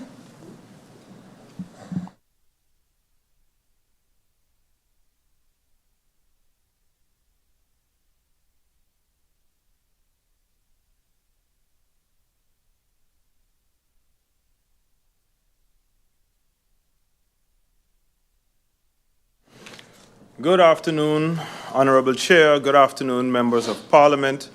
Good afternoon, St. Martin. In response to the questions or clarifications from the Honorable members of Parliament, I would like to continue with the clarification from MP Gums through you, Chair. If the Minister could clarify that there is the possibility for the police force of St. Martin or a relevant kingdom partner to reach out to, say, Facebook and receive the IP address and thus the location of the multitude of burning accounts or accounts with false names, nicknames, and false pictures, and then confront that person, because that is the level of which escalation can reach in, of course, larger countries. That's how it was stated. KPSM, through the intelligence unit, has the ability to investigate online threats. That involves collecting IP addresses and ultimately tracking a suspect. Social media platforms cooperate with the law enforcement when a criminal online threat is made. So, to be clear, is currently no insurance policy in place for KPSM, pending the signature of the decree by the Minister of Finance. We recognize the importance of ensuring our police officers have continuous and comprehensive life insurance coverage. There's coverage in place at the moment through the new rechtspositieregeling that will pay out smart to health to employees covered under this. With the NAGICO policy, employees will have to go through a medical check, as this new policy will cover life, accident, and disability and dismemberment. On to the Honorable MP Sarah Westcott Williams. What are the specific reasons for the development of the Marines? Or deployment for the Marines? It is related to hurricanes. Is it related to hurricanes, or are there other reasons? The deployment of the Marines is primarily necessitated by the recent serious incidents and subsequent of societal unrest in St. Martin, which have heightened risk to public order and safety, particularly in the run-up to the upcoming elections. This situation, combined with the increased security threats to high-profile individuals, has strained the capacity of the Corps Police of St. Martin to adequately manage these demands while maintaining their regular duties.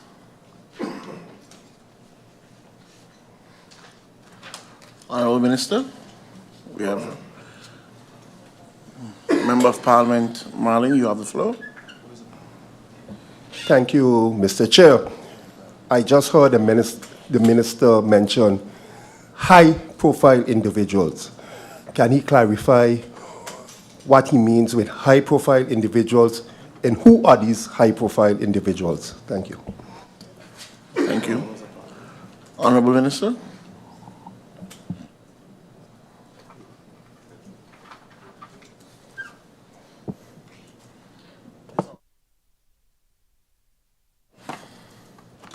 the high-profile individuals being the Council of Ministers and also the members of Parliament.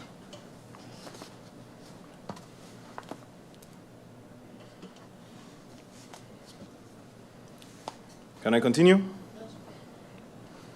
So again, I'll repeat, the deployment of Marines is primarily necessitated by the recent serious incidents and subsequent societal unrest in St. Martin, which have heightened risk to public order and safety, particularly in the run-up to the upcoming elections. This situation, combined with the increased security threats to high-profile individuals, has strained the capacity of the Corps Police St. Martin to adequately manage these demands while maintaining their regular duties. Although the peak hurricane season further implicates or complicates the scenario, the primary reasons for the Marine deployment are the immediate security and public order challenges rather than hurricane-related issues alone. What is the status of the purchase of the cars for the Corps Police St. Martin?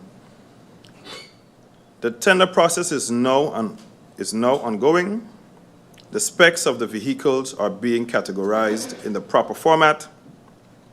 This process is being prioritized. There is only $161,000 available as per the budget. The Minister highlighted risks in the last meeting.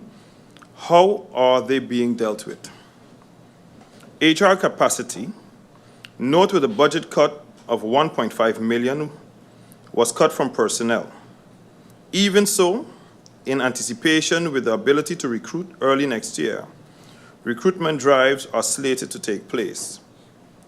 Resources, as I mentioned, is being looked into a short term, which would include rental, and long term, which would include using the crime funds to purchase resources. Clarifications to MP Roseberg, through your chair. Is the officer who was demoted back to regular position to ensure the department is at its original capacity? I would like to mention that the officer was never demoted. However, it was a temporary measure, and the officer has been returned to the original position before these questions was ever given to the minister. For clarity's sake, again, he was not demoted, but moved to a different task. 2, how will the ministry ensure the police force remains attractive and its quality is enhanced, given that many officers are moving to private sector, to ensure that they are paid what is owed to them? The new Rex Posici has contributed to making the job of a police officer more attractive. However, as mentioned earlier, there is no amount of money that can be paid for a police officer to carry out a high-risk job. For this, I am forever grateful for their service. Their current functions currently aligns with their salary scales. What is currently being done with custom officers to strengthen the border, given the unclear entry of guns into the island? Communication was made and discussions were held in regards to collaboration to be conducted with the CAMAR, the Marshal says, to assist the custom officers in ensuring safety at our borders. Where will the funding for the project HALT come from? Will it come through the crime fund? The funding of HALT can be taken from the crime fund. As the program relates to youth crime prevention, this fits within the policy of the crime fund. Pursuant to Article 2 National Ordinance establishing a crime prevention fund, there are funds for the financing of crime prevention projects.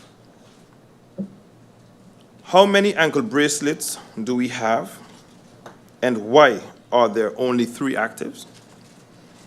We currently have a total of 25 ankle bracelets at the Harvey Bay. The ankle bracelets fall under the probation office, which is responsible for advising on the necessary of the use for the inmates. Only 3 of these bracelets are active at the moment, and 3 active bracelets have been in use since before my tenure as minister. Through you, Chair, the clarification to MP Brooks.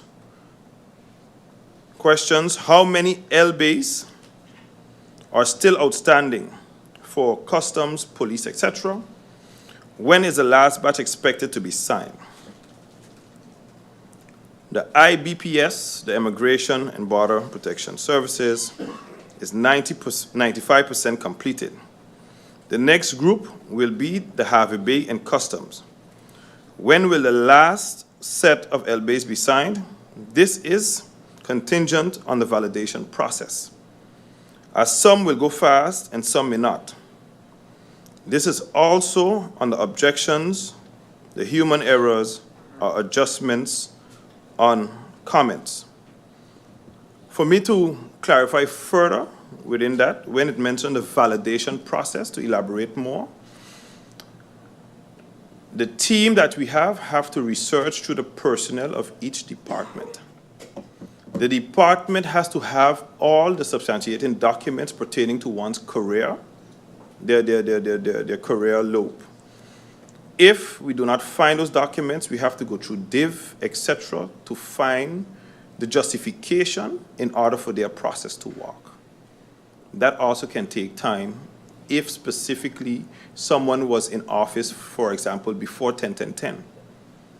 The Justice Department had their own personnel, but now, not when I say their own personnel, their own HR, and certain things now fall under directly with the Staff Bureau at the Ministry of Justice, and some files are not completed. So hence the reason we will have a delay on certain individual positions.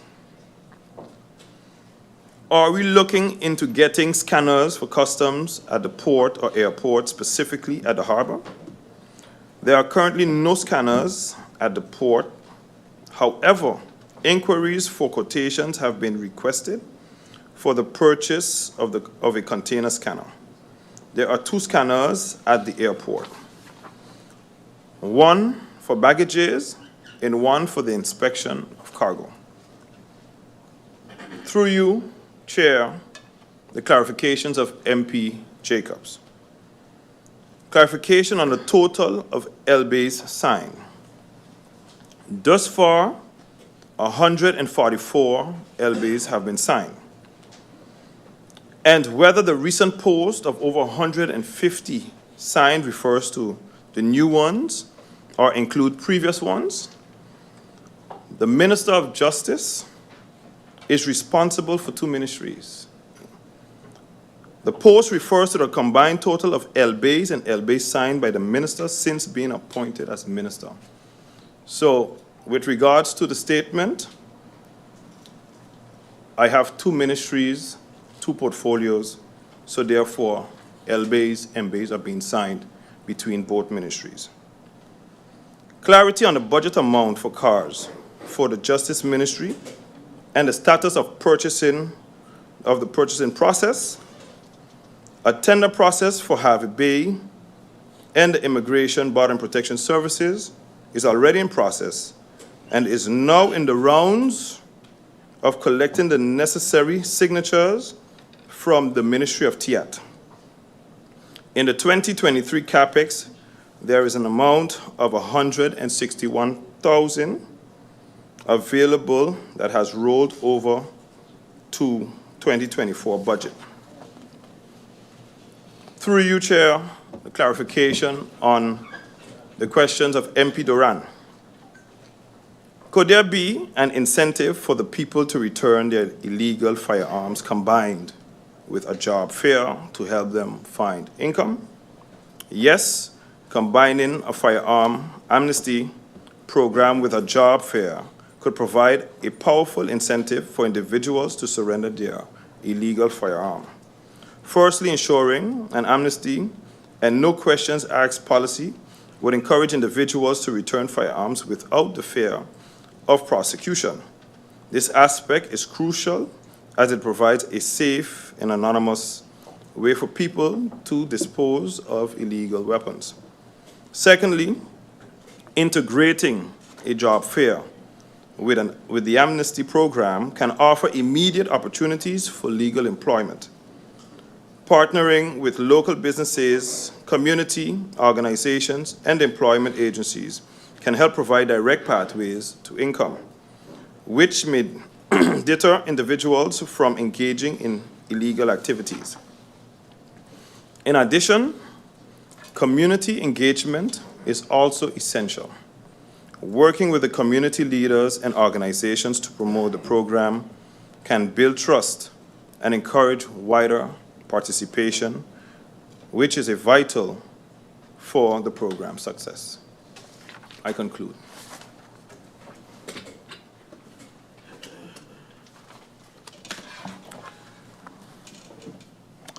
Minister, I thank you very much for the answers given in the first round of clarifications. We now go over to the second round of questioning. I look at the speakers list, and according to the speakers list, I have first up MP, the Honorable Clyde Marlin. Clyde.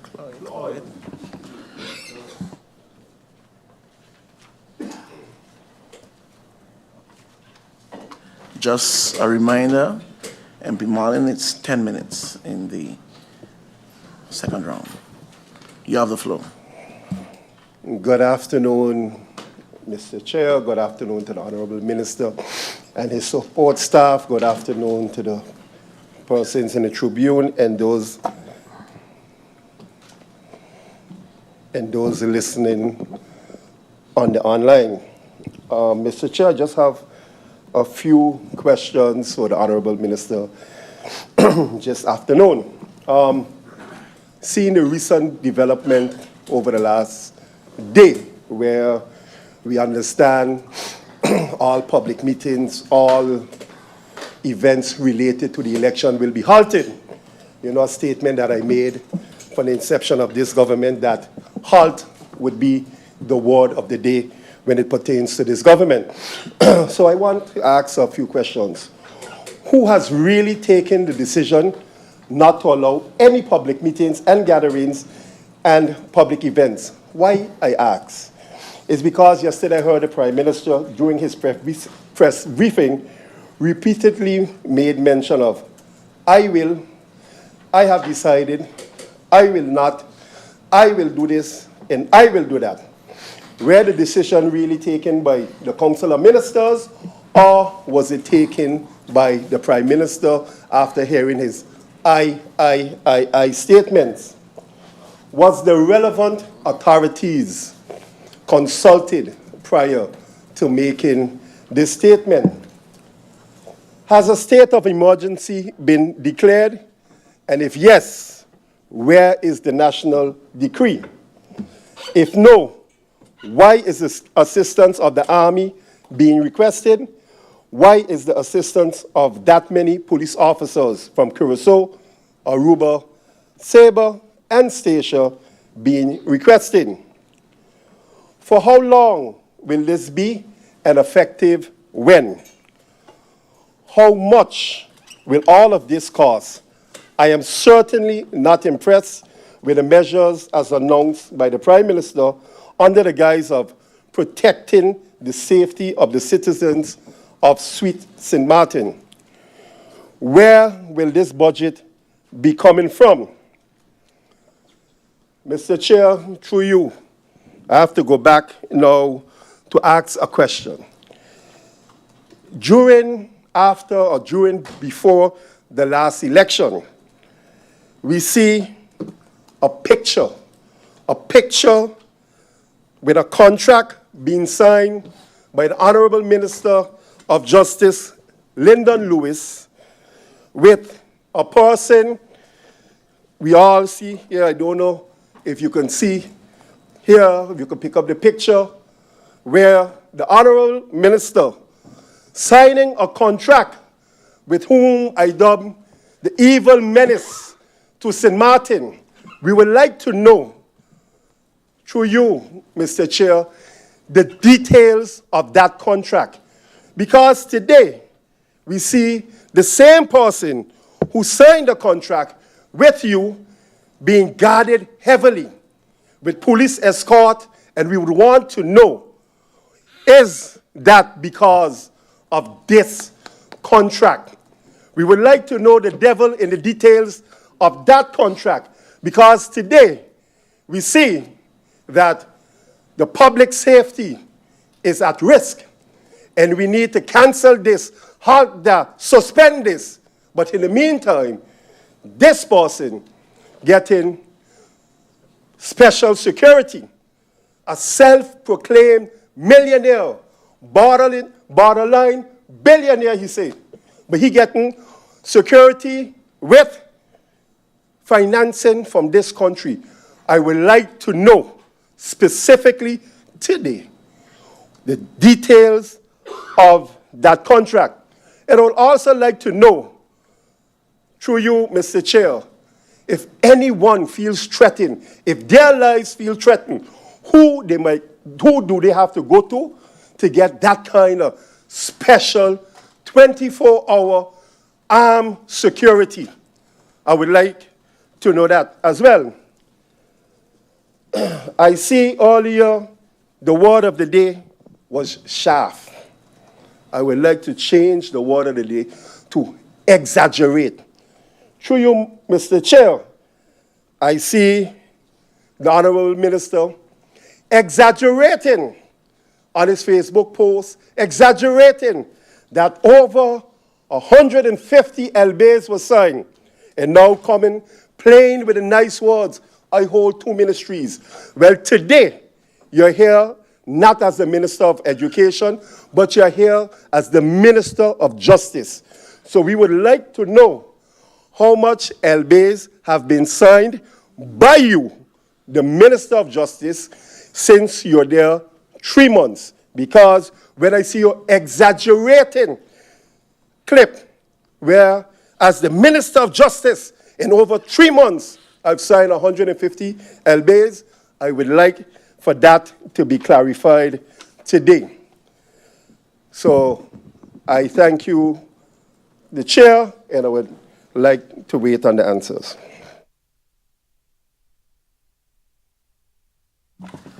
I thank you very much, MP Marlin. Looking at the speaker list, I go on to the second speaker, and it's the Honorable La Cruz. You have the floor. No need. I thank you very much. I will move on to the Honorable MP Melissa Gomes. You have the floor. MP Gomes?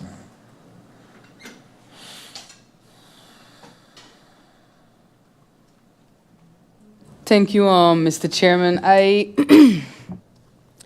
don't necessarily have a lot of questions, but I just felt the need to just touch on some things. I want to thank the minister, first of all, for his answers to the questions. But I do have to also express, Mr. Chairman, my, I guess, confusion with what I'm hearing today, what I've heard in the media since these measures were announced to protect the public and candidates and such in the run-up to this election and on election day as well. I also want to say that I myself had a letter prepared to suggest that we restrict presence around the polling stations on election day for the minister and the prime minister, and then they kind of beat me to it and did it anyway. Because, Mr. Chair, on Friday, when we were here, the public heard all about the threats being faced by MPs, in particular those who were the target of the bulk of accusations of corruption, etc., last year, by this public menace, as I prefer to term it. You know, Friday evening, there were demands for solutions to be provided that very night. There was no curiosity about budget, about the cost of having 15 MPs possibly protected by police officers or other security personnel, and so forth. And I want to make it clear, Mr. Chairman, I was also threatened last year by the same public menace. Myself, MP Westcott Williams, MP De Weaver, who were here. We were here last time. Some have just arrived, and I understand it can be a little scary, but this divisive individual who has bragged about so many strange things on video, possibly illegal things, having 4 passports, traveling to a literal conflict zone as frequently as we could travel to Anguilla. And you know who gets to travel in and out of war zones with ease besides Army personnel and journalists? Those who profit from the conflict. And I think those are activities that should have at least raised one red flag for a government that is charged with public safety. But at the time, nothing decisive was done to protect members of parliament who were being threatened. Myself, as I mentioned earlier, we kind of just had to figure it out and hold our heads high, especially me, who saw pictures of my own house circulated on those WhatsApp chats, who had to hear that I'm trying to harm children and many other nasty things, a lot of it uttered in the name of God against me. But the reality is that while on Friday, and now again we're hearing, you know, this negative individual benefited one party during the election, one faction in parliament, and I'm not trying to defend any party, I don't have to. I think it's also good to note, and this is why after the incident I said we need to have and practice some discernment in this country with who we associate with. Because if we want to talk about pictures, and I'm not, again, here to defend the minister, there were also pictures of a dinner party last year on the government Facebook page with a ceremonial queen of the Lumba Kingdom of the Congo. And then later on, when I guess the milk went sour, the real pictures were shared. And you had 2 former ministers, the former Minister of Justice included, sitting in those pictures. So I just want to say that. As for the measures, Mr. Chairman, part of growth and maturing as a democracy is recognizing that there are elements of democracy that need to change. We've enjoyed a very friendly and boisterous election day atmosphere, but I want to also make it clear to the public, because I think we're taking July 17th and making it bigger than it is. I actually don't subscribe to the belief that it had anything to do with politics. It changed on January 11th when persons jumped off ATVs and began threatening voters and supporters, and then someone got Street Fighter punched out in front of the Belvedere Community Center polling station. So setting aside July 17th, because again, I don't believe it was politically motivated, but it was made so by the individual in question. So I can understand the measures that are being taken. That's the reality.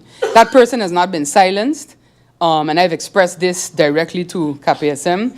That person continues to exacerbate the situation, and then we give it life with situations like last week Friday. And that, I think, is what I also want to caution everybody about. So while I will await the minister's responses to other questions, I just wanted to say that, again, it calls, I think, for us to realize that maybe these measures they can qualify as a type of electoral reform by force. Now, because we've let it come to a point where what happened in January happened, these are the measures that need to be taken, in my opinion. And I thank the minister again for his presence and the answers to the questions, and I will await my colleagues' other remarks. Thank you. Thank you, MP Gums. I now move on to the other speaker. That will be the Honourable Member of Parliament, Rosberg. You now have the floor.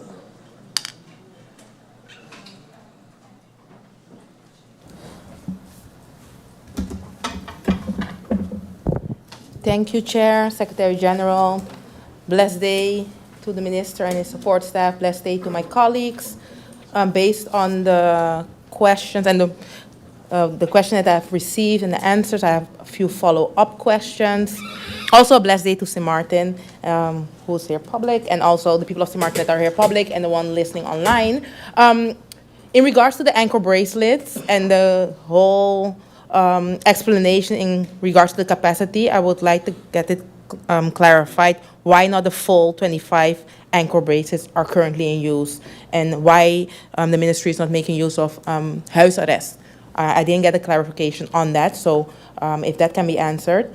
The LBAs that currently have been signed, can I receive through you, Mr. Chair, a percentage of the ones that have been signed in regards to personnel that is currently home for whatever reasons, can be sick or currently not working, and the ones that are currently actively working. Also, in regards to the crime fund, we have heard a lot of questions in regards to the crime fund through you, Mr. Chair. Based on a recent report from the audit chamber, I saw that the crime fund had 8 million guilders in it, and now only 4 million guilders. Based on the report of the audit chamber, it has been mentioned that some expenditures were questionable in relation to crime prevention. Can the ministry, through you, Mr. Chair, give an explanation on that, how it is possible that 4 million guilders less, but to which projects have those 4 million guilders been spent on? What crime prevention projects? And what projects were not in regards to crime prevention, and what has it been used for? I have a specific question in regards to that. The mediation project that I have been aware about, was that used through the crime fund? It was maybe before your tenure, but I would like to get clarification on that through you, Mr. Chair. Or which other projects? Other than that, in regards to the recent rise in crime, how is the Ministry currently supporting the families and the communities affected by the recent shootings? Is there something in place for that, other than a crime support victim unit? If so, what? You mentioned through you, Mr. Chair, that public order and safety is currently one of the focus points of the ministry. And on the other hand, can you explain to the public the connection of public order and safety and public meetings? If you can explain that connection. What steps are currently being taken to ensure that the prohibiting during the public meetings, what kind of public meetings? Because first of all, I would like you to explain through you, Mr. Chair, what are public meetings and how it will be avoided that during election day, the sale of alcohol in connection to the right of the public to, that it will not infringe with the right of the public to, how to properly put it, because I don't want to make the question too difficult. First of all, how will you make sure that the rights of the citizens are not infringed with and still maintaining public safety? Let me keep it at that. Can you also address to the public, through you, Mr. Chair, for the ones who may feel that the democratic rights are being restricted through the measures, that why it was needed to take those measures, and in what way their democratic rights are not being restricted? If you could further explain that. Could you also, through you, Mr. Chair, provide more details on the emergency meeting that took place in the Council of Ministers, and what the reason was that this specific decision was taken? What criteria were used to decide to prohibit political supporters near polling stations on election day? Can you also explain the reason behind that? And also, seeing that my colleague MP asked that question, wasn't there a Council of Ministers meeting held which included a full discussion on this topic? And during that meeting, through you, Mr. Chair, wasn't there a full support of all members in the COM granted before these measures were taken? Oh, was it unanimously? Could the minister will be able to answer that if that is the case, seeing the question that was asked by my dear colleague in regards to the Prime Minister.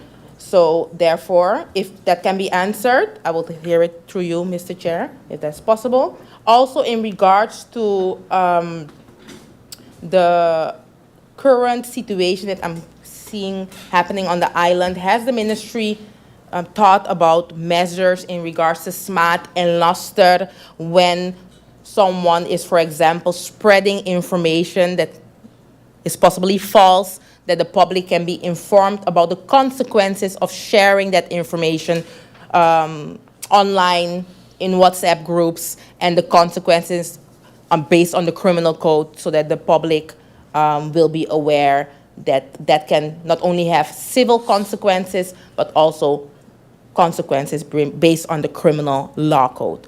So just question if the ministry has thought about informing the public about that matter. Those are the questions for now, through you, Mr. Chair. I thank you, MP Roseberg. I now give the floor to the Honourable Member of Parliament, Duran.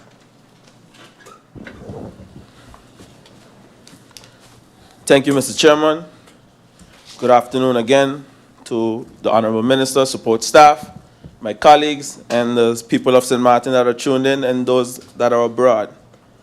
Mr. Chairman, I want to emphasize and reiterate, because I know sometimes we get lost in translation.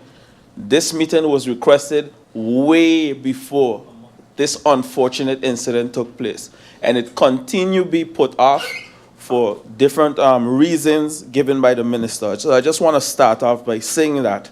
And for me, Mr. Chairman, safety before anything else. Not just for ministers, not just for members of parliament, not just for any and everyone that holds a position, but for the general population of St. Martin. Safety first.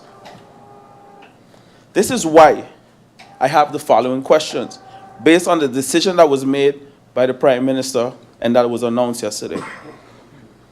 Is there a bigger threat, through you, Mr. Chairman, is there a bigger threat that we are not being told about, that is not being transparent with the members of Parliament? After the Prime Minister said that there was no indication that the tragic shooting that took place on July 17th was politically motivated several times, has this stance changed? It was mentioned in the press briefing, it was mentioned in closed-door meetings, it was mentioned all over. Has this stance changed? Through you, Mr. Chairman. And how does a cancellation of public meetings correlate with the shooting event? So is the government saying that now it is politically motivated? Are you then saying that MPs, members of parliament, members of parliament, ministers, politicians, and supporters are at risk? Is what is being communicated by the government? Through you, Mr. Chairman. Should special security be assigned to us, as is the case with certain family members of ministers? That's a question. I would also like to know if extra security has been allocated for the ministers, through you, Mr. Chairman. If so, why and when? And the reason why I keep asking these questions, Mr. Chairman, through you, is so that I can get a clear understanding if now the entire position has changed, that this is politically motivated. Are the general citizens of St. Martin at risk? Is there a national security concern? What is being communicated to the general public? Because I heard about military, I heard about XYZ police, I heard all these different things, but there was no substance to it. There was really no method to the madness, so to say. Since all public gatherings are cancelled, through you, Mr. Chairman, are politicians then advised not to attend any public events? That's my next question. Are we advised, or not only we who are members of parliament, but anyone on a political list, are we being advised not to attend public events? Because these are still ongoing. I did not hear the Honourable Prime Minister nor the Minister of Justice indicate that these have stopped. So I would like some clarity on that, Mr. Chairman, through you.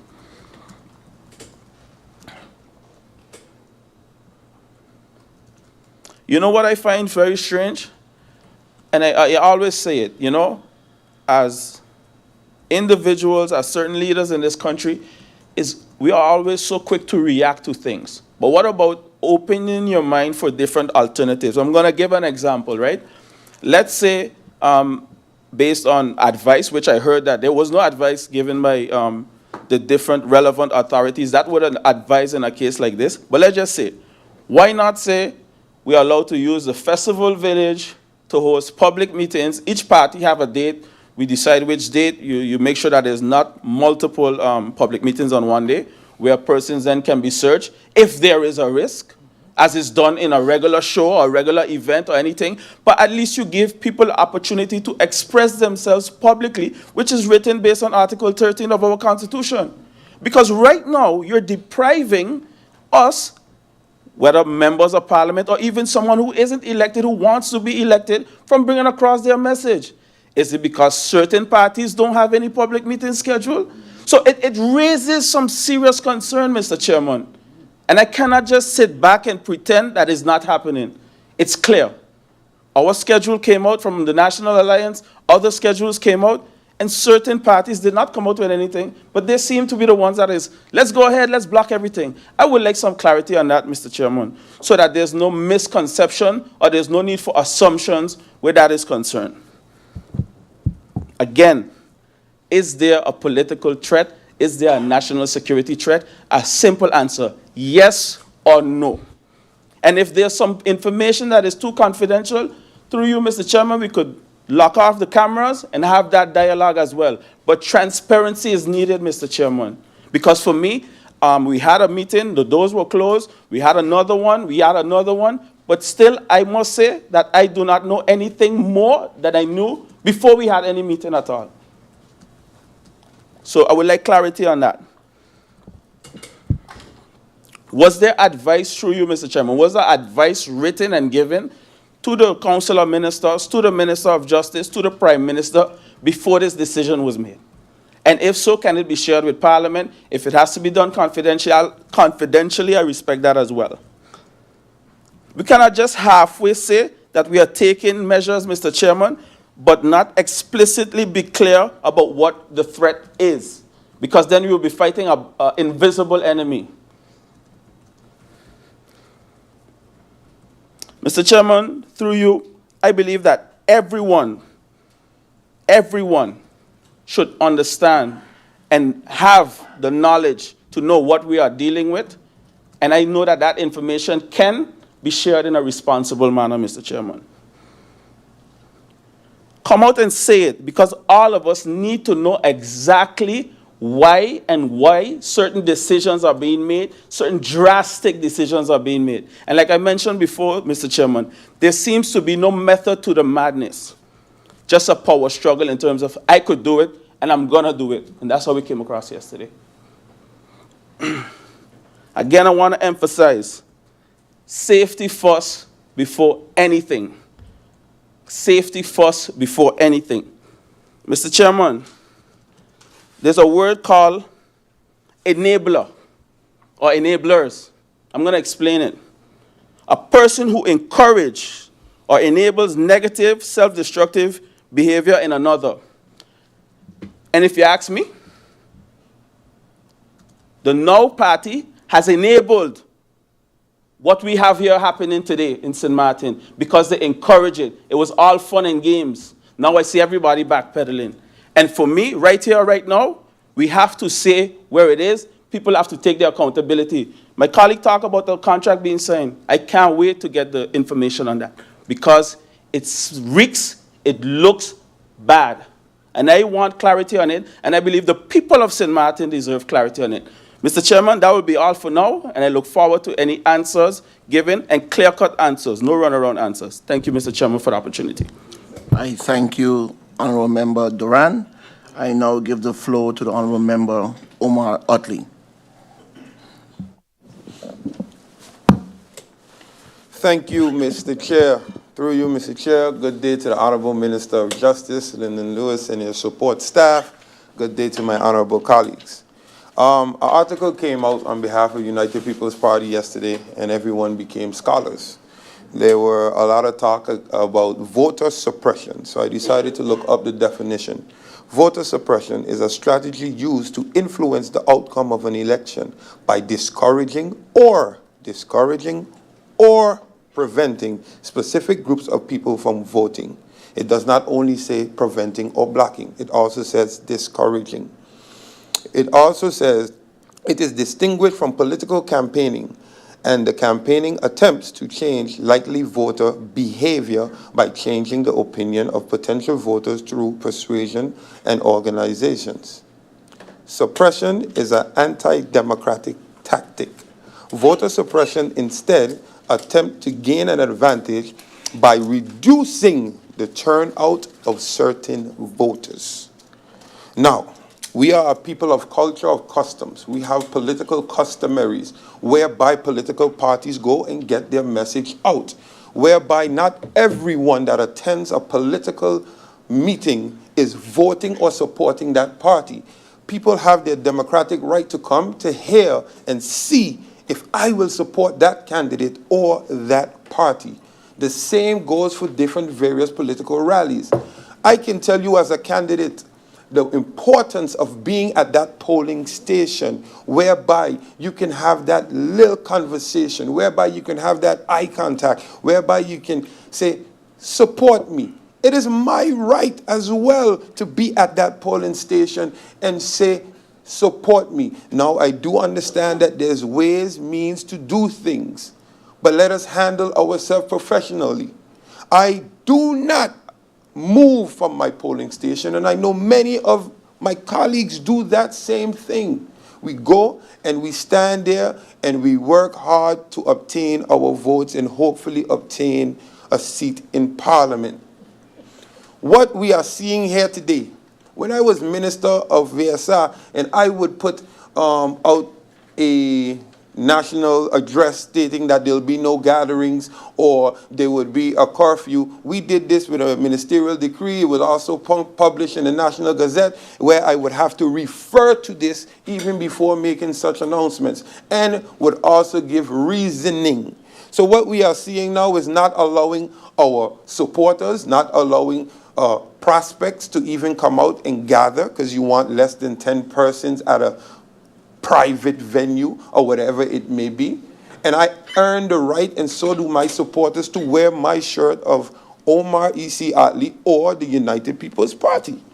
So I said to you today, we are the representatives of the people. Parliament is the representatives of the people. That's why 15 of us sit here, because 60, 40, however thousand much persons are in this country cannot sit in this hall, and we were not consulted.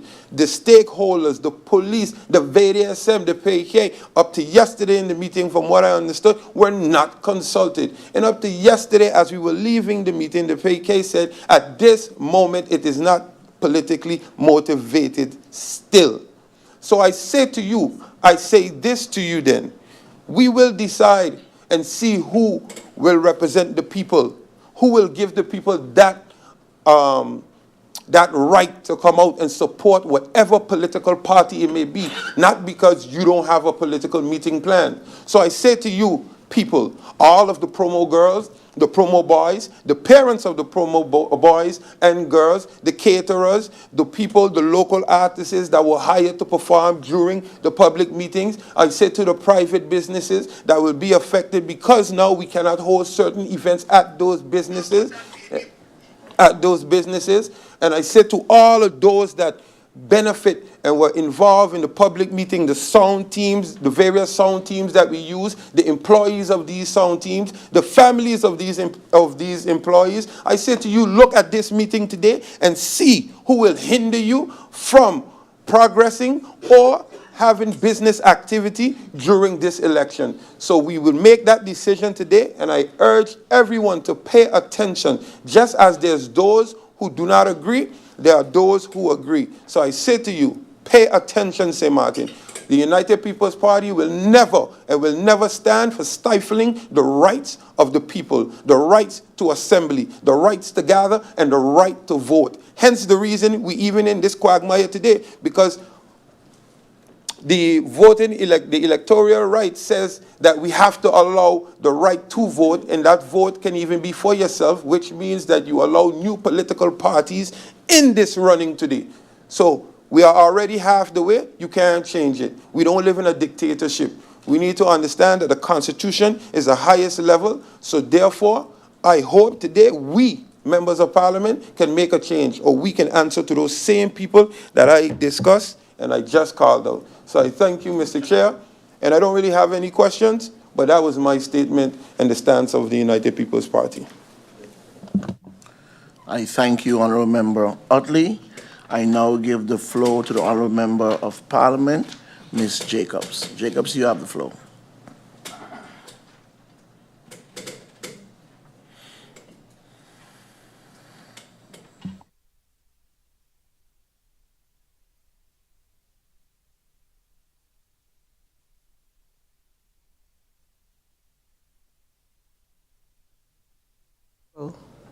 Thought somebody else was before me. Good afternoon to you, Mr. Chairman, to the honorable members of Parliament, my colleagues, the Minister, Honorable Minister and his staff, people of St. Martin tuned into this meeting. It is unfortunate that after calling the meeting of last week, while we were in here, in the first part of this meeting, and asking for more communication and consultation from government, and actually receiving that on Monday, having a meeting where members of Parliament were invited together with the Council of Ministers, as well as the driehoek, so to speak, justice triangle of Minister, Prosecutor's Office, and the police, that we were actually, our fears were put to rest, Mr. Chairman. The questions were asked in that closed session, and I'm not going to go into details, but it became clear that the professional arm of justice, including all who had come on the island and visiting persons, felt that there were no indications up until that time, and at no time has that been changed, that it was a political attack. And therefore, we were advised to be cautious, but to be going about our business. And as one of my colleagues mentioned, thereafter, we published a public meeting schedule, not before. And it is therefore disconcerting to know that we were re-invited to an update on this meeting yesterday, Wednesday, the 24th, 1 day's notice, thinking that you're going to have that same level of discourse and further information because there was not enough. And then before we get there, here an announcement is made. So one of the first questions I asked in that meeting is, were the justice chain consulted? Was the prosecutor, the national security, and the chief of police and the police in general consulted before this decision was made? Mr. Chairman, and the Prime Minister answered no. And that is my concern. That is my grave concern, because for me, I remember being in charge of crises. And I remember getting blows, whether it was from opposition or public who didn't agree with decisions I made. But I made my decisions based on professional advice, whether it was medical during the COVID or if it's in hurricane time from the weather people and whoever else, and the EOC. So if we haven't established a crisis team because of this situation, who's giving advice, and ministers, Council of Ministers are going ahead and taking decisions without consulting these persons, Mr. Chairman, I have a challenge. My colleague has already asked whether or not the risk change, the situation in the country is so dire now that we cannot have public political meetings. But then again, there are several other gatherings happening within our community, and I would like to know how are those going to be protected? How are those going to be protected? And follow up that, aren't we then allowed to be at other public events? Because there are several that I was planning to attend in the coming days and weeks, and so I'd like to know. I also heard another member of Parliament, and maybe I should have used the interruption and not my good time to deal with that. But indeed, we know about the dis and misinformation that has been pervading our society over the past year, and we've allowed one person and his rhetoric to change the landscape of our politics unabated. And I also asked the authorities, make a public statement as to what is libel, what is slander, and why it is against the law. My verdict made it very, very clear. If you're going to call out, under the freedom of speech guise, statements about persons, you have to be able to prove that they are true. And this good gentleman did not prove anything. In fact, he was found guilty and had to pay fines, sentenced to pay fines, and to cease and desist. And he has not ceased nor desisted. So I feel that there needs to be more done, Mr. Chairman, from the side of law enforcement to make clear statements to the public that it's not a politician stating it, But these are laws which are being broken on a daily basis. And when we allow this to continue, then the rest of St. Martin thinks it's all fair game as well. Let us be clean. Let us be honest. Let us be true.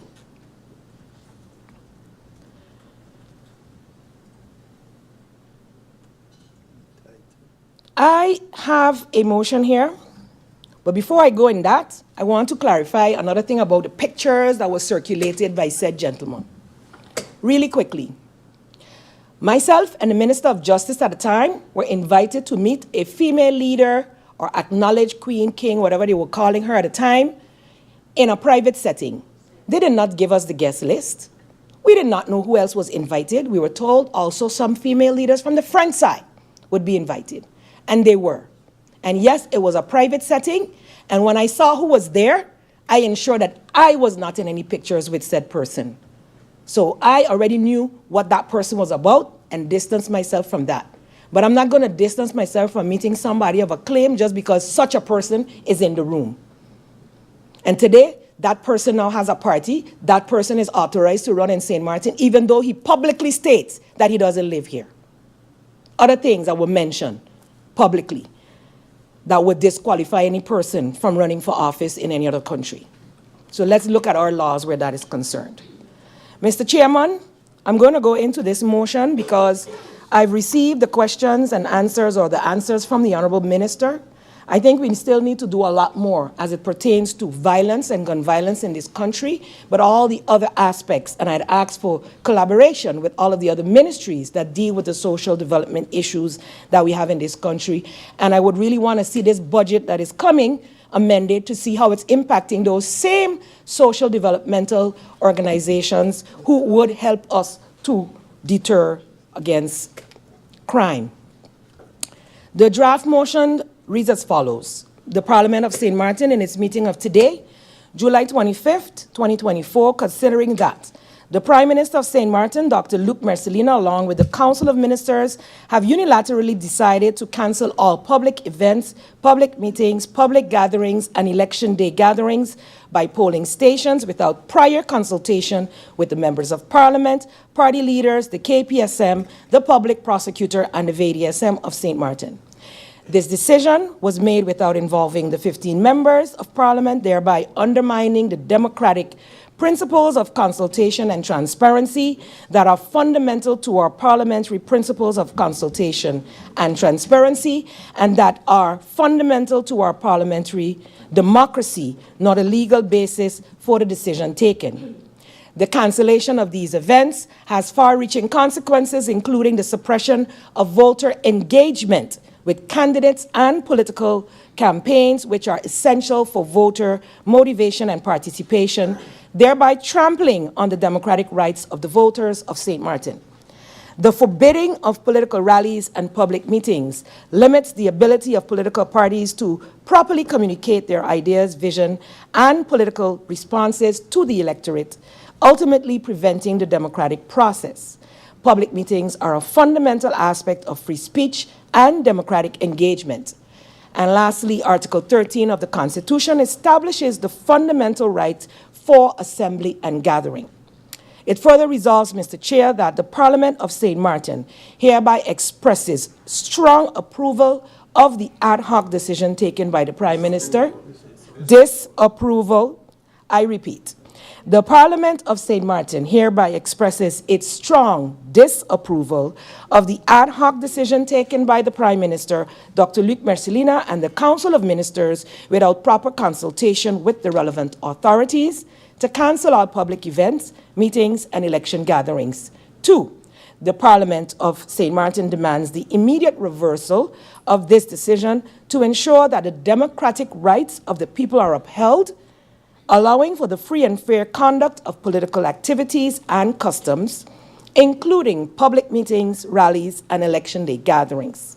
That the Parliament, 3, of St. Martin reaffirms its commitment to uphold the democratic principles and rights of the people, and goes over to the order of the day. And this motion, Mr. Chairman, is supported by the members of Parliament, Otley, Lacruz, myself, Cloyd Marlin, Arundel, Irion, and Duran. and I will be handing you a copy of said motion. Mr. Chairman, is my time up? Well, I just wanted to finalize by saying that we are for safety, and I agree with the suggestions made by my colleague, and we should look at safe ways, as the police had mentioned in that meeting, with their help, that this could be done. Thank you very much, Mr. Chairman. Thank you very much, MP Jacobs. I now give the floor to the Honourable Member Brugge. You now have the floor.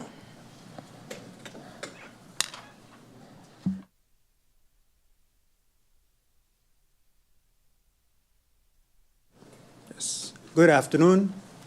For those tuning back in again, good afternoon, everyone. Minister of Justice, through you, Mr. Chairman, I have some follow-up questions as well. I understood that the quotation for the scanners are underway. How long was that quotation requested, and when do they intend to have a response? With regard to the zero tolerance, I can understand as well that the capacity is an issue, and that's why the dismantle of the zero tolerance or the multidisciplinary team was dismantled. But considering that we are bringing reinforcement in, is it a possibility, or are you considering putting that team back together for as long as reinforcement is here? I am glad that the minister on several occasions have said that the approach to stopping or minimizing the high rise in crime is through all ministers, all ministries coming together. I am glad to hear that.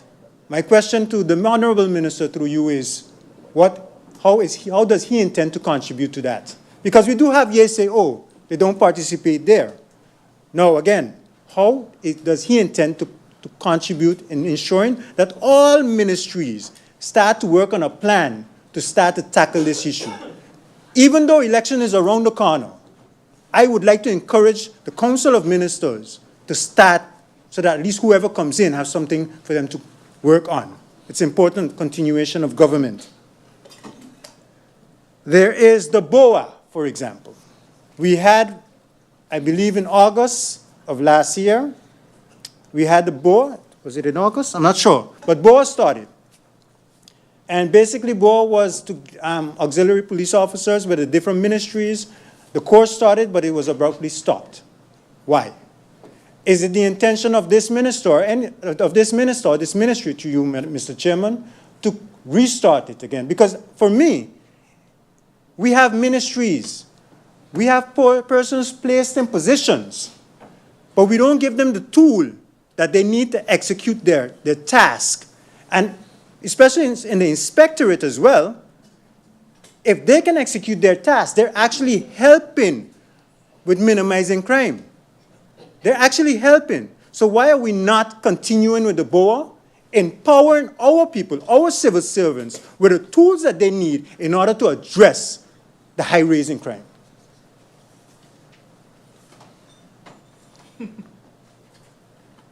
Question to the Honourable Minister again. One of my counterpart asks, why are we seeking assistance from Curacao, from different Kingdom Islands? My question to the Minister is, do St. Martin participate or assist our sister islands when it comes to election? Their election. Do St. Martin participate? Does. Thank you for the correction. With regard also to the decision that was made of stopping public meetings, can the Honourable Minister give us details of specifically what does that entail? Does that entail, because it was asked already but not on the floor of Parliament, does that entail only the public meetings that are outside? Or does that entail also indoor meetings? Because for me, I would say if it's only public meetings that are outside, then we as leaders, as political leaders, we have to learn to think outside the box. How can we reach our target group in a different manner? We all went through COVID. We all went through COVID, Mr. Chairman.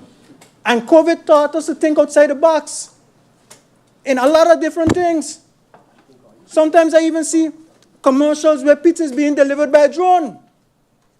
That's an example. So we have to learn to think outside of the box. So at the end of the day, I would like to have details of what does this mean of cancellation of all public meetings. It's very important. When it comes to the safety, and I understand, for example, I use the example, can we keep it indoors? Why? Because I would prefer to keep it indoors because there I can control who comes in. I can have additional security control who comes in. Reach my audience. MP Brugge, one moment, I have to give the floor to MP Marlin. MP Marlin, you have the floor. Thank you, Mr. Chair. And I must agree with my colleague MP where he mentioned that we should think outside of the box, seeing that his political leader, his party leader, thought outside of the box to cancel the public meetings of the other parties so we can level the playing field. That was thinking outside of the box.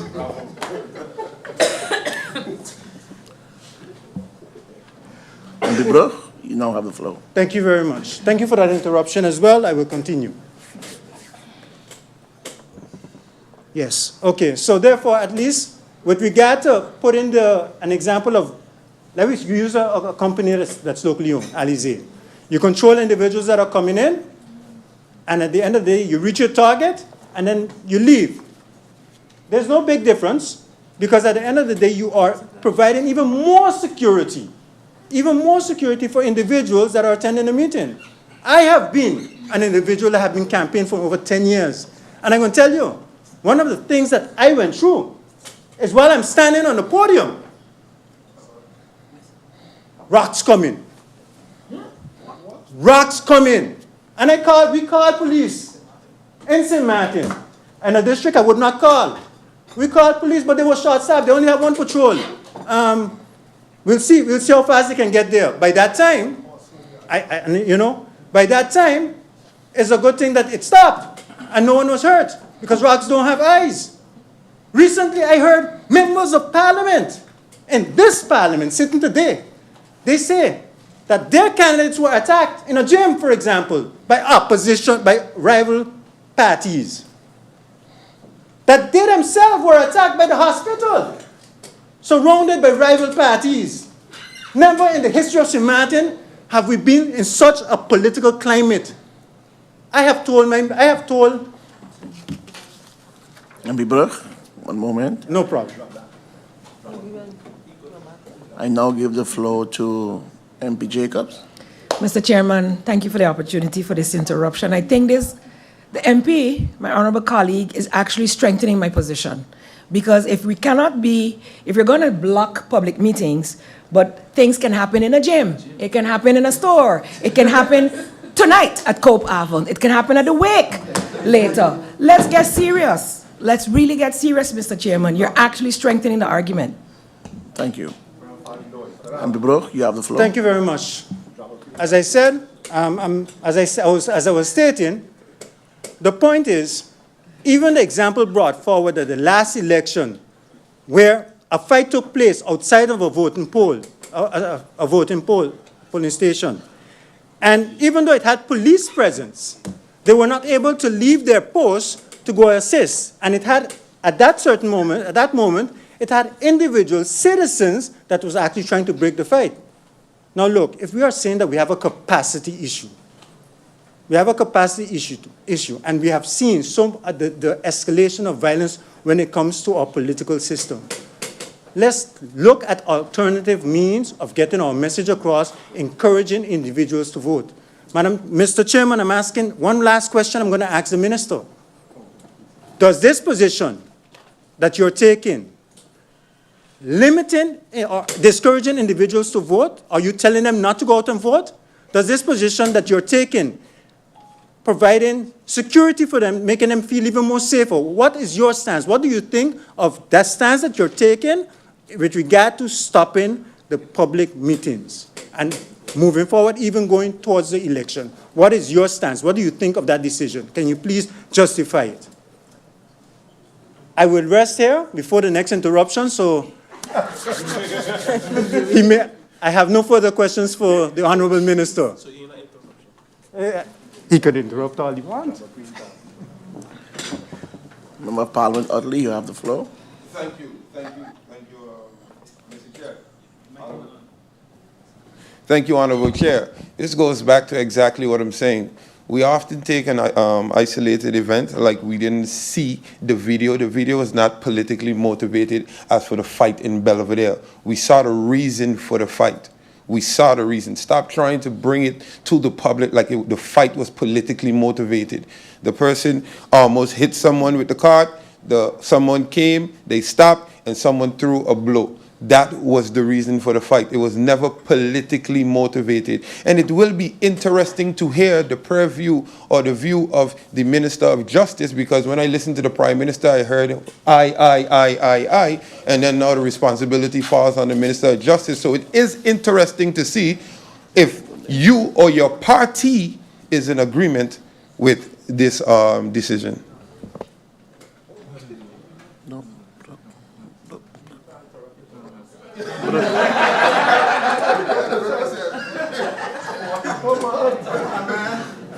I thank you. I thank you, MP Otley. I now go over to the speakers list, and the next speaker will be MP Arian. You have the floor.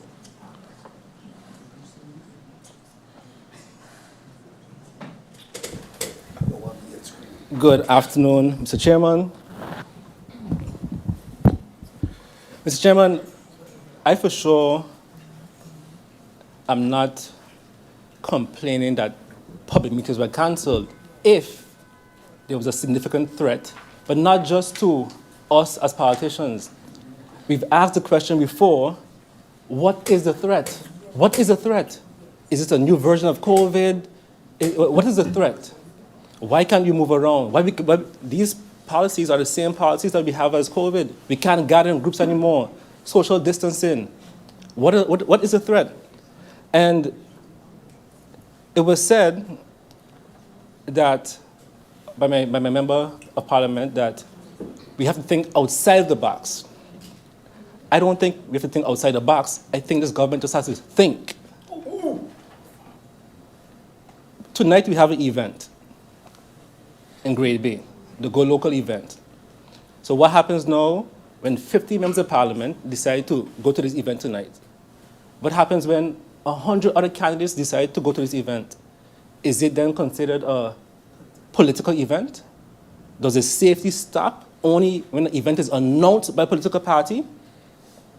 Or is it wherever we congregate as 50 members of parliament and 100 candidates?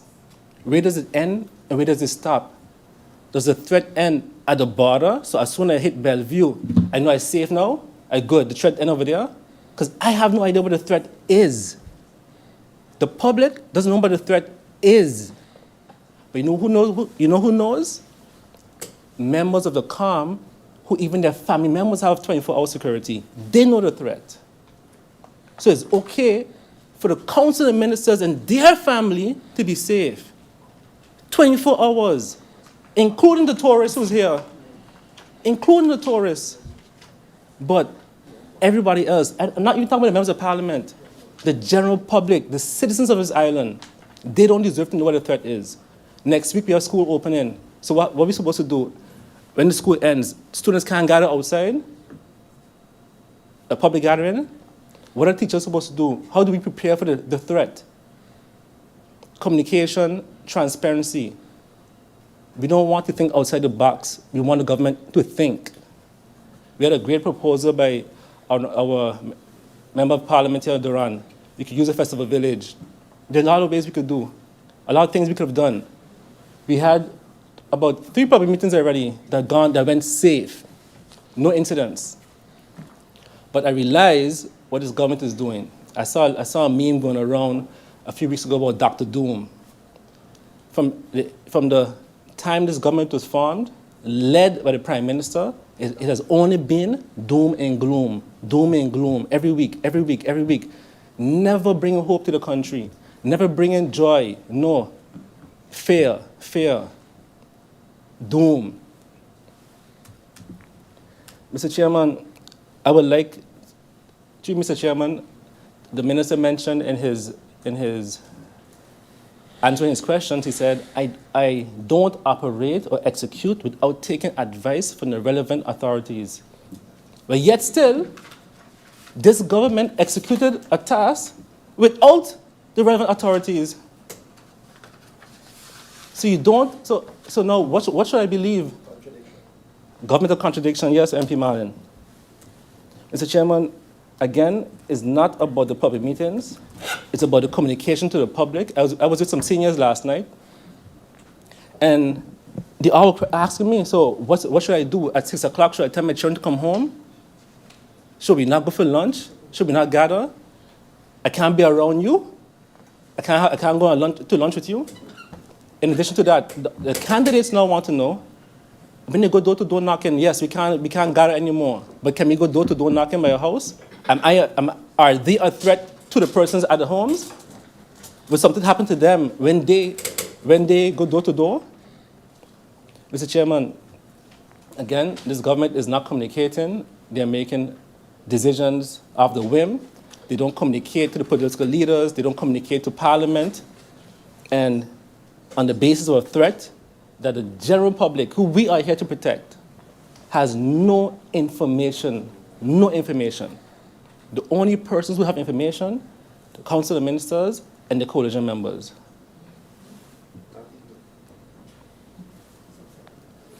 Mr. Chairman, I would like to know by this minister, through you, Mr. Chairman, the Honourable Minister of Justice, what level of threat are we on? Yellow, orange, red? What is this threat? What is this threat? Is it multiple individuals, persons involved in the threat?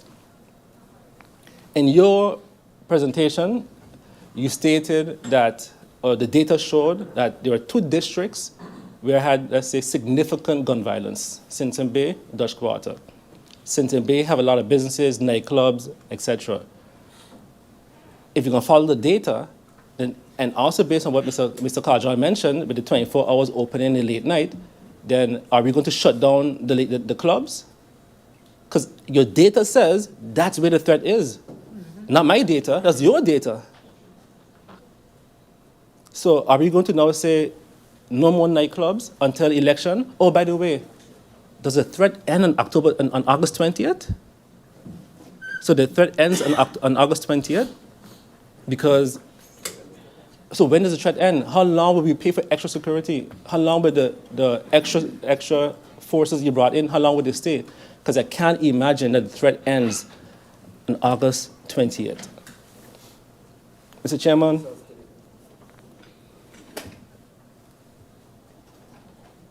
I believe that the minister has a lot of questions. I hope that the minister can answer these questions today, because as I mentioned before, a lot of us here want to go and support the entrepreneurs in Grey Bay to go local. It's going to be at least 10 to 15 members of Parliament. Our candidates are also going to the event in Grey Bay, and I need to know to be able to tell them if we're allowed to go or not. I think the organizer of the event should also know today, before Parliament ends, if he can continue with his event. Because we were told that we cannot continue with our family fun day in Belvedere on Sunday. So I want to understand how an event with more people than our event can continue, but our event can continue, a family fun day for kids during the day. That'll be all, Mr. Chairman. I thank you, Honourable Member Arian. I now give the floor to Member of Parliament MP Westcott Williams. MP Westcott, you now have the floor.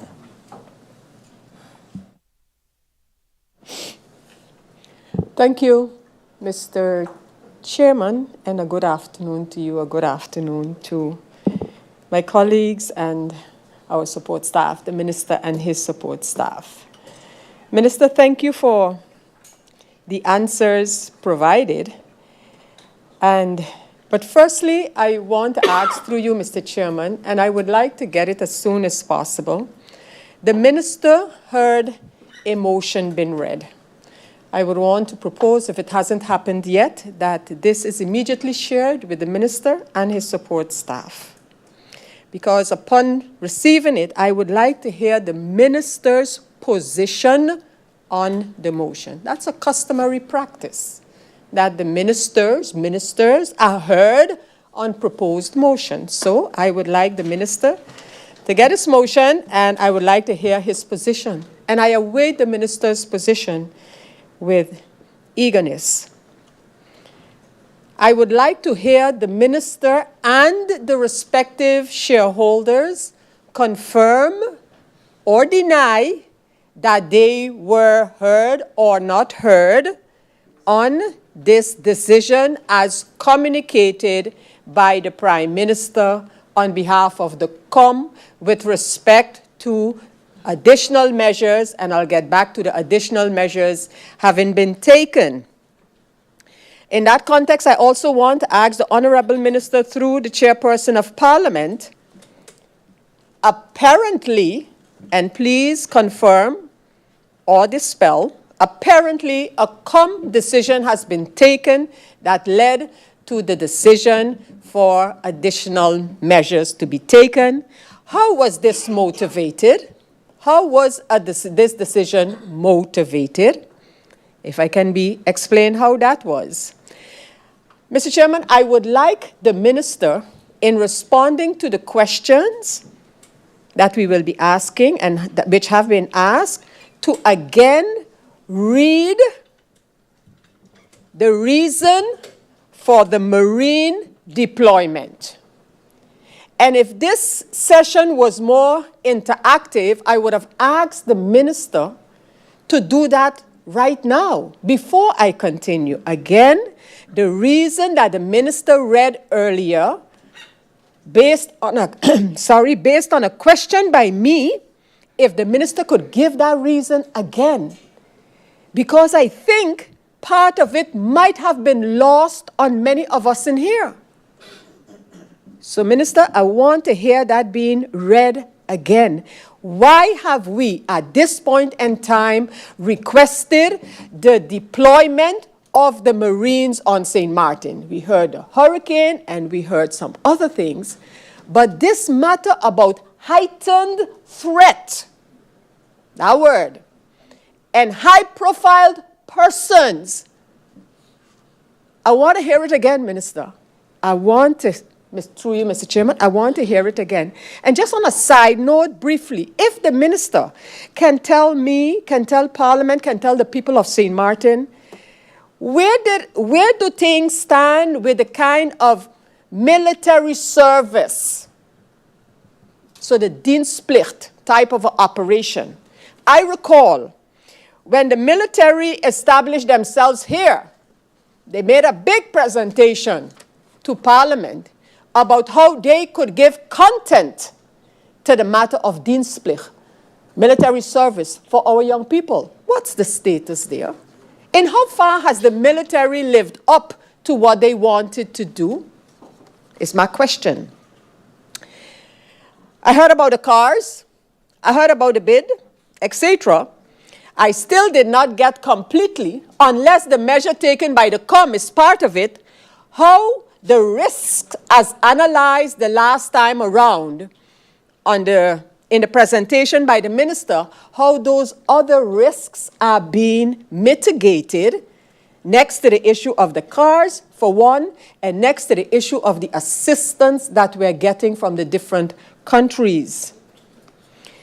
I had asked about consultation, especially now and under these circumstances, with the French side. At the time, the answer was, we have been talking about that consultation. And I'm talking not consultation amongst our police officers and the gendarmes and police over there. I'm talking on a higher level. I'm talking on a country and island level. I'm talking on a country and collectivité level. Are we exchanging notes here? Are we discussing what is taking place, where it is taking place, and how it is taking place? I want the minister to say whether he agrees or disagrees with the following statement that I will make. The government of St. Martin, in particular the Minister of Justice, is responsible for public order and the safety of all of the citizens of this country. Is that correct or not? Is that statement correct? Is it also correct that, in the first place, individuals need to do everything towards their own safety and that of their families? That employers are responsible for the safety of their employees? For example, the Parliament of St. Martin is first called to protect make sure that the members of Parliament are protected. After all, we work here. We could be considered employees. In fact, we are employees of the people of St. Martin. But thirdly, and the biggest one, is that the government of St. Martin and the Minister of Justice in particular is the one responsible to guarantee safety, the safety of each and every citizen. And that statement that I made and asked if it's correct or not, I would like to know of the specifics of the decision of the Council of Ministers with respect to the additional measures as announced by the Prime Minister. And, Mr. Chairman, I would ask the Minister to explain on the basis of what are political guidelines made. Because often we hear about, and on St. Martin, that we don't have any laws. People could do what they want. That is, to a certain extent, true, because we don't control the laws. And it's always about the freedoms of people. Allow them to do. Because fact is, and this is what I want the minister to explain, because I'm sure he could do it much better than I can. But the fact is that the political guidelines as issued by the minister, and, oh gosh, then I got to run it, by the minister and his predecessors are actually exceptions that are given to political parties during a specific period of time. Because you need permission, one, to have public events. Two, you need permission to put public material or material on public places. So it's actually an exception to the laws that do exist that is given for political parties. And if the minister or ministers, in their wisdom, feel that the safety of the citizens of this country is jeopardized, then it is upon the minister and the government of St. Martin to do whatever in their power, which power they have, notwithstanding the constitutional regulations. The minister have the power in order to make the decisions. Minister, I look forward, Mr. Chairman, I look forward to the, that way, okay. Yeah. Make sure you're taking off the time that I'm not speaking. Thank you. And Beatley, you have the floor. Thank you, Mr. Chair. It goes back to a question that was asked before by my colleagues, I would say, in opposition. We are left in the dark because it seems that the coalition knows something that we don't know. And the reason I say this is that I saw a viral video in which I was like, wow, where my colleague MP Sarah Westcott stood here on Friday and say, no one will hinder me from doing what I need to do this election. No one will hinder me from campaigning this election. And now 4 days later, I'm hearing a different tune. So again, I look forward to the questions that if there's something that the coalition knows that we don't know, because I held a public meeting on Monday, and on Wednesday there's the announcement. So what happened in 1 day in between? I thank you, MP Otley. Member of Parliament, Westcott Williams, you have the floor. Thank you, Mr. Chairman. In Parliament, that some extra time is given to respond to interruptions that are made. We have to. Because now I want to finish my questions, but I can't let some of the things said go unsaid. Mr. Chairman, we have been, thank you, we have been, Mr. Chairman, all members of Parliament have been invited to a meeting with the Council of Ministers and the justice officials in order to be informed of different things. Today, some of the information in those meetings are being discussed here, are being thrown out here, But I am not going to do that because we were asked to keep the information given in there confidential. Because it's not everything that was said, and that might have been a good thing, that was now being brought forward here in the Parliament. All of us were invited. And in addition to that, Mr. Chairman, I would like to have the opportunity to talk without being disturbed. So thank you, Mr. Chairman.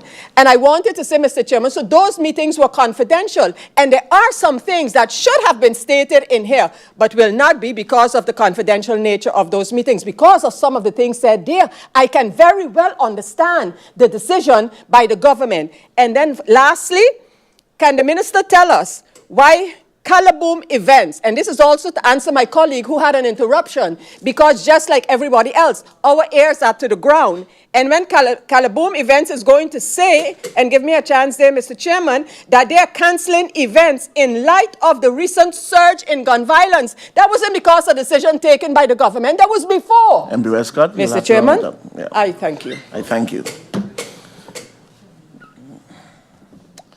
I would like to thank the members of Parliament for the questions that they posed to the Honourable Minister in the second round. I will now adjourn. We have a proposal of order. MP Duran.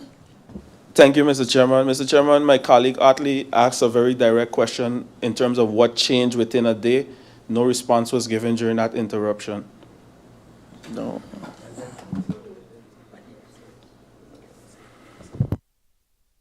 Member of Parliament Duran, the interruption is towards the Speaker. Thank you very much.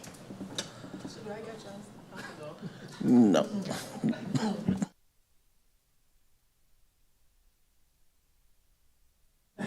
Yeah. I will now adjourn the meeting for about 2 to 3 minutes. I will say 3 minutes, so I can counsel with the Honourable Minister to see how you would like to move forward in responding to the questions from the Honourable Members of Parliament. Meeting adjourned for 3 minutes.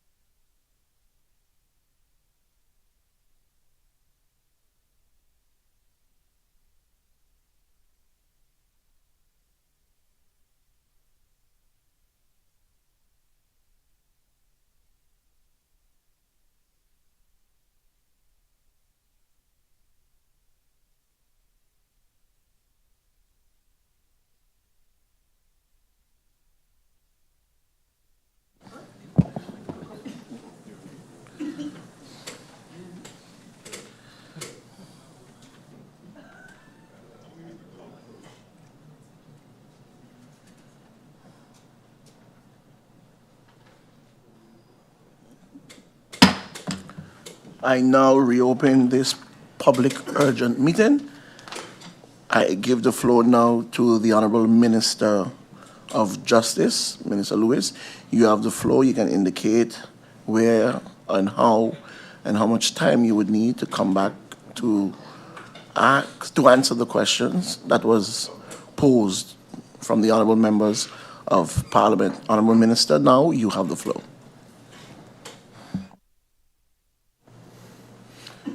Through you, Chair, honorable members, seeing the significant amount of questions, I would like to request that we have a week to answer the questions. Also, before concluding, I would also like to explain the part with regards to public meetings and the decision that was made by the Council of Ministers. For clarity's sake and for no misunderstanding, I will say today, the Minister of Justice is responsible for the guidelines. There is no official guidelines that was signed by my person with respect to all the questions given. Everything has to be done properly in consultation with my stakeholders, and then a decision will be taken. So at this moment, there is no guidelines taken as yet because we are busy combing through everything. So those who have public meetings at this moment, we cannot stop you from having those public meetings until everything is combed through.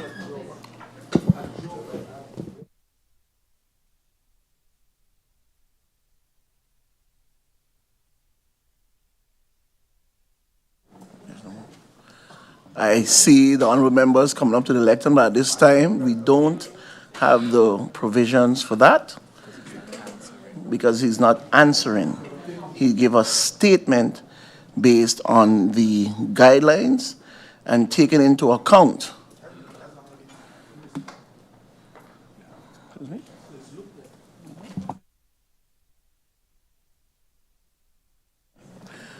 And taken into account, I would like to move on. However, I see that we have members of Parliament that would like to have the floor. I now give the floor to MP Jacobs. You have the floor. Is it a proposal? Thank you. I have a point of A proposal of order? A proposal of order, yes. Mr. Chairman, good afternoon again. Listened to the statements uttered shortly, a few seconds ago by the Honorable Minister of Justice. It has created even more confusion, in my opinion, and from the responses that are the reaction of the others, I also had that. I also heard a call for the reaction to the motion put forward. The minister did not mention anything about that either. There were several questions. I can understand that some of the questions would require time to answer, but with the activities happening this evening, with our public meeting having been planned for this evening and not having received a response from the authorities. They said no. They said no? They said no. I mean, so I think that saying that you're going to come back in a week leaves a whole lot in limbo, Mr. Chairman. So I would, through you, request that pertinent answers to the situation at hand be given today, Mr. Chairman. Thank you, MP Jacobs. I now give the floor to MP Arian. You have the floor. Mr. Chairman, again, as was stated before by myself and MP Marlin, this is the definition of the government of contradiction. The definition of the government of contradiction. In press briefing, the Prime Minister indicates one thing. He says, in anticipation of the Minister of Justice, in a few hours, I'm going to say now, all public meetings are cancelled. And when we say here, it's voter suppression, an MP says, no, it's not voter suppression. When we say it's intentional that they cancel a public meeting, they're doing this to hurt the parties that have already announced, they say no. But the Minister of Justice just said what? I cannot stop you. So what you do, you make us cancel all our events, persons that already started to prepare, we told them, no, we can't continue. I even asked about the family fund day. So you made us cancel everything in your benefit, according to the Minister of Justice. And the benefit of one party, the URSM, and the Prime Minister. Thank you very much, MP Arian. I now give the floor to MP Marlin. Thank you, Mr. Chair. I gotta laugh now. This is becoming a comedy club. Should we, the people of this country, believe or not believe anything coming from the Prime Minister? Because here it is, the Prime Minister of this country goes on a live press briefing, tells the people of St. Martin that it's his decision. When I mentioned on the floor of Parliament, I had a feeling. I had a feeling it was his decision and his decision alone. So now it is, who is responsible for making such a decision to halt again the public meeting, to halt all public events, when we said on the floor of Parliament, today, it's erroneous, it's crazy, it's a crazy idea. It came across as if it was a joke. Mr. Chair, now we're hearing from the Honorable Minister that nothing can be stopped. So tomorrow, when we hear another statement from the Honorable Prime Minister, what should we do in this country? Halt, don't make a decision, or do what we want. It is becoming chaos, confusion. I thank you. I thank you, MP Marlin. I look at the speakers list, and I will ask the honorable members of Parliament please to make their statements short as we move forward. I now give the floor to MP Westcott. Westcott, you have the floor. Thank you, Mr. Chairman. Mr. Chairman, the only opportunity to speak at this stage would be via a proposal of order. That's the only opportunity we have to speak. And thus, I have a proposal of order, if I understood the minister correctly. The minister, please, if not correct, via you, I can be corrected, but to get to my proposal of order, I need to understand the minister correctly. And the minister is stating, I'm paraphrasing, a decision with respect to public meetings, political public meetings, have been made by the COM. And that the minister, in formalizing such, needs to work out certain details, which I look forward to, by the way. If that be the case, my proposal of order is that the minister does so ASAP and share with the Parliament and the people of St. Martin, so that there's no misunderstanding whether with political public meetings is meant funerals, is meant gatherings, is meant cope afon. My proposal of order, therefore, through you to the minister. Minister, I understand you have to detail and specify a decision taken by COM so that it can be formalized. And I ask through the chair that that be done as soon as possible. Thank you, Mr. Chairman. I thank you, MP Westcott. I now give the floor to the honorable member, Utley. You now have the floor. Thank you, Mr. Chair. Mr. Chair. Thank you, Mr. Chair. Mr. Chair, I too have a proposal of order.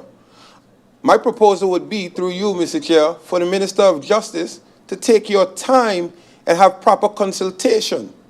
I understood that the COM, yes, can make a decision with an intent, because when we had Council of Ministers and we wanted to set regulations, we would come to the Council of Ministers, and once you agree, then and only then we would say, okay, the relevant minister, the real authority, will then take that decision. My other proposal of order is for somehow we get Luke out of here. Done. Out. I had enough. I had enough with the games of that entire cabinet. It is utter nonsense. And I am glad I'm not in the position of the other party who had to postpone or push back or cancel the meeting today, because it would have been worse. But I tell you, this here is voter suppression. This here is the motive of one political party, the URSM and the Prime Minister. That is my proposal. Take your time, do your proper consultation through you, Mr. Chair, and also the other one, let's get him out of here. Member of Parliament Utley, I thank you very much. Minister, you have heard the concerns of the members of Parliament. You have indicated that you needed some time. I don't know, I'll give you a minute or two to round up if there's anything else you would like to clarify or say to the honorable members. If not, I'll do my due diligence as the chair and close this meeting or adjourn this meeting. Minister, you now have the floor.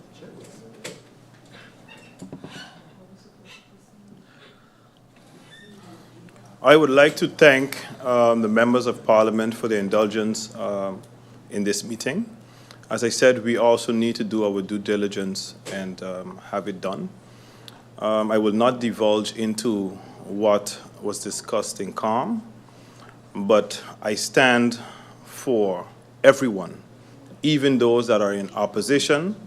I stand as minister for everyone. When I make a decision, it has to be sound. And I will do what I have to do, and I will get back to you all in writing or in our next meeting. Thank you. I thank you very much, the Honorable Minister of Justice. Members of Parliament, as I made mention earlier, the Minister have indicated that he will need some time, and at this moment, I will adjourn this meeting until further notice. Meeting adjourned.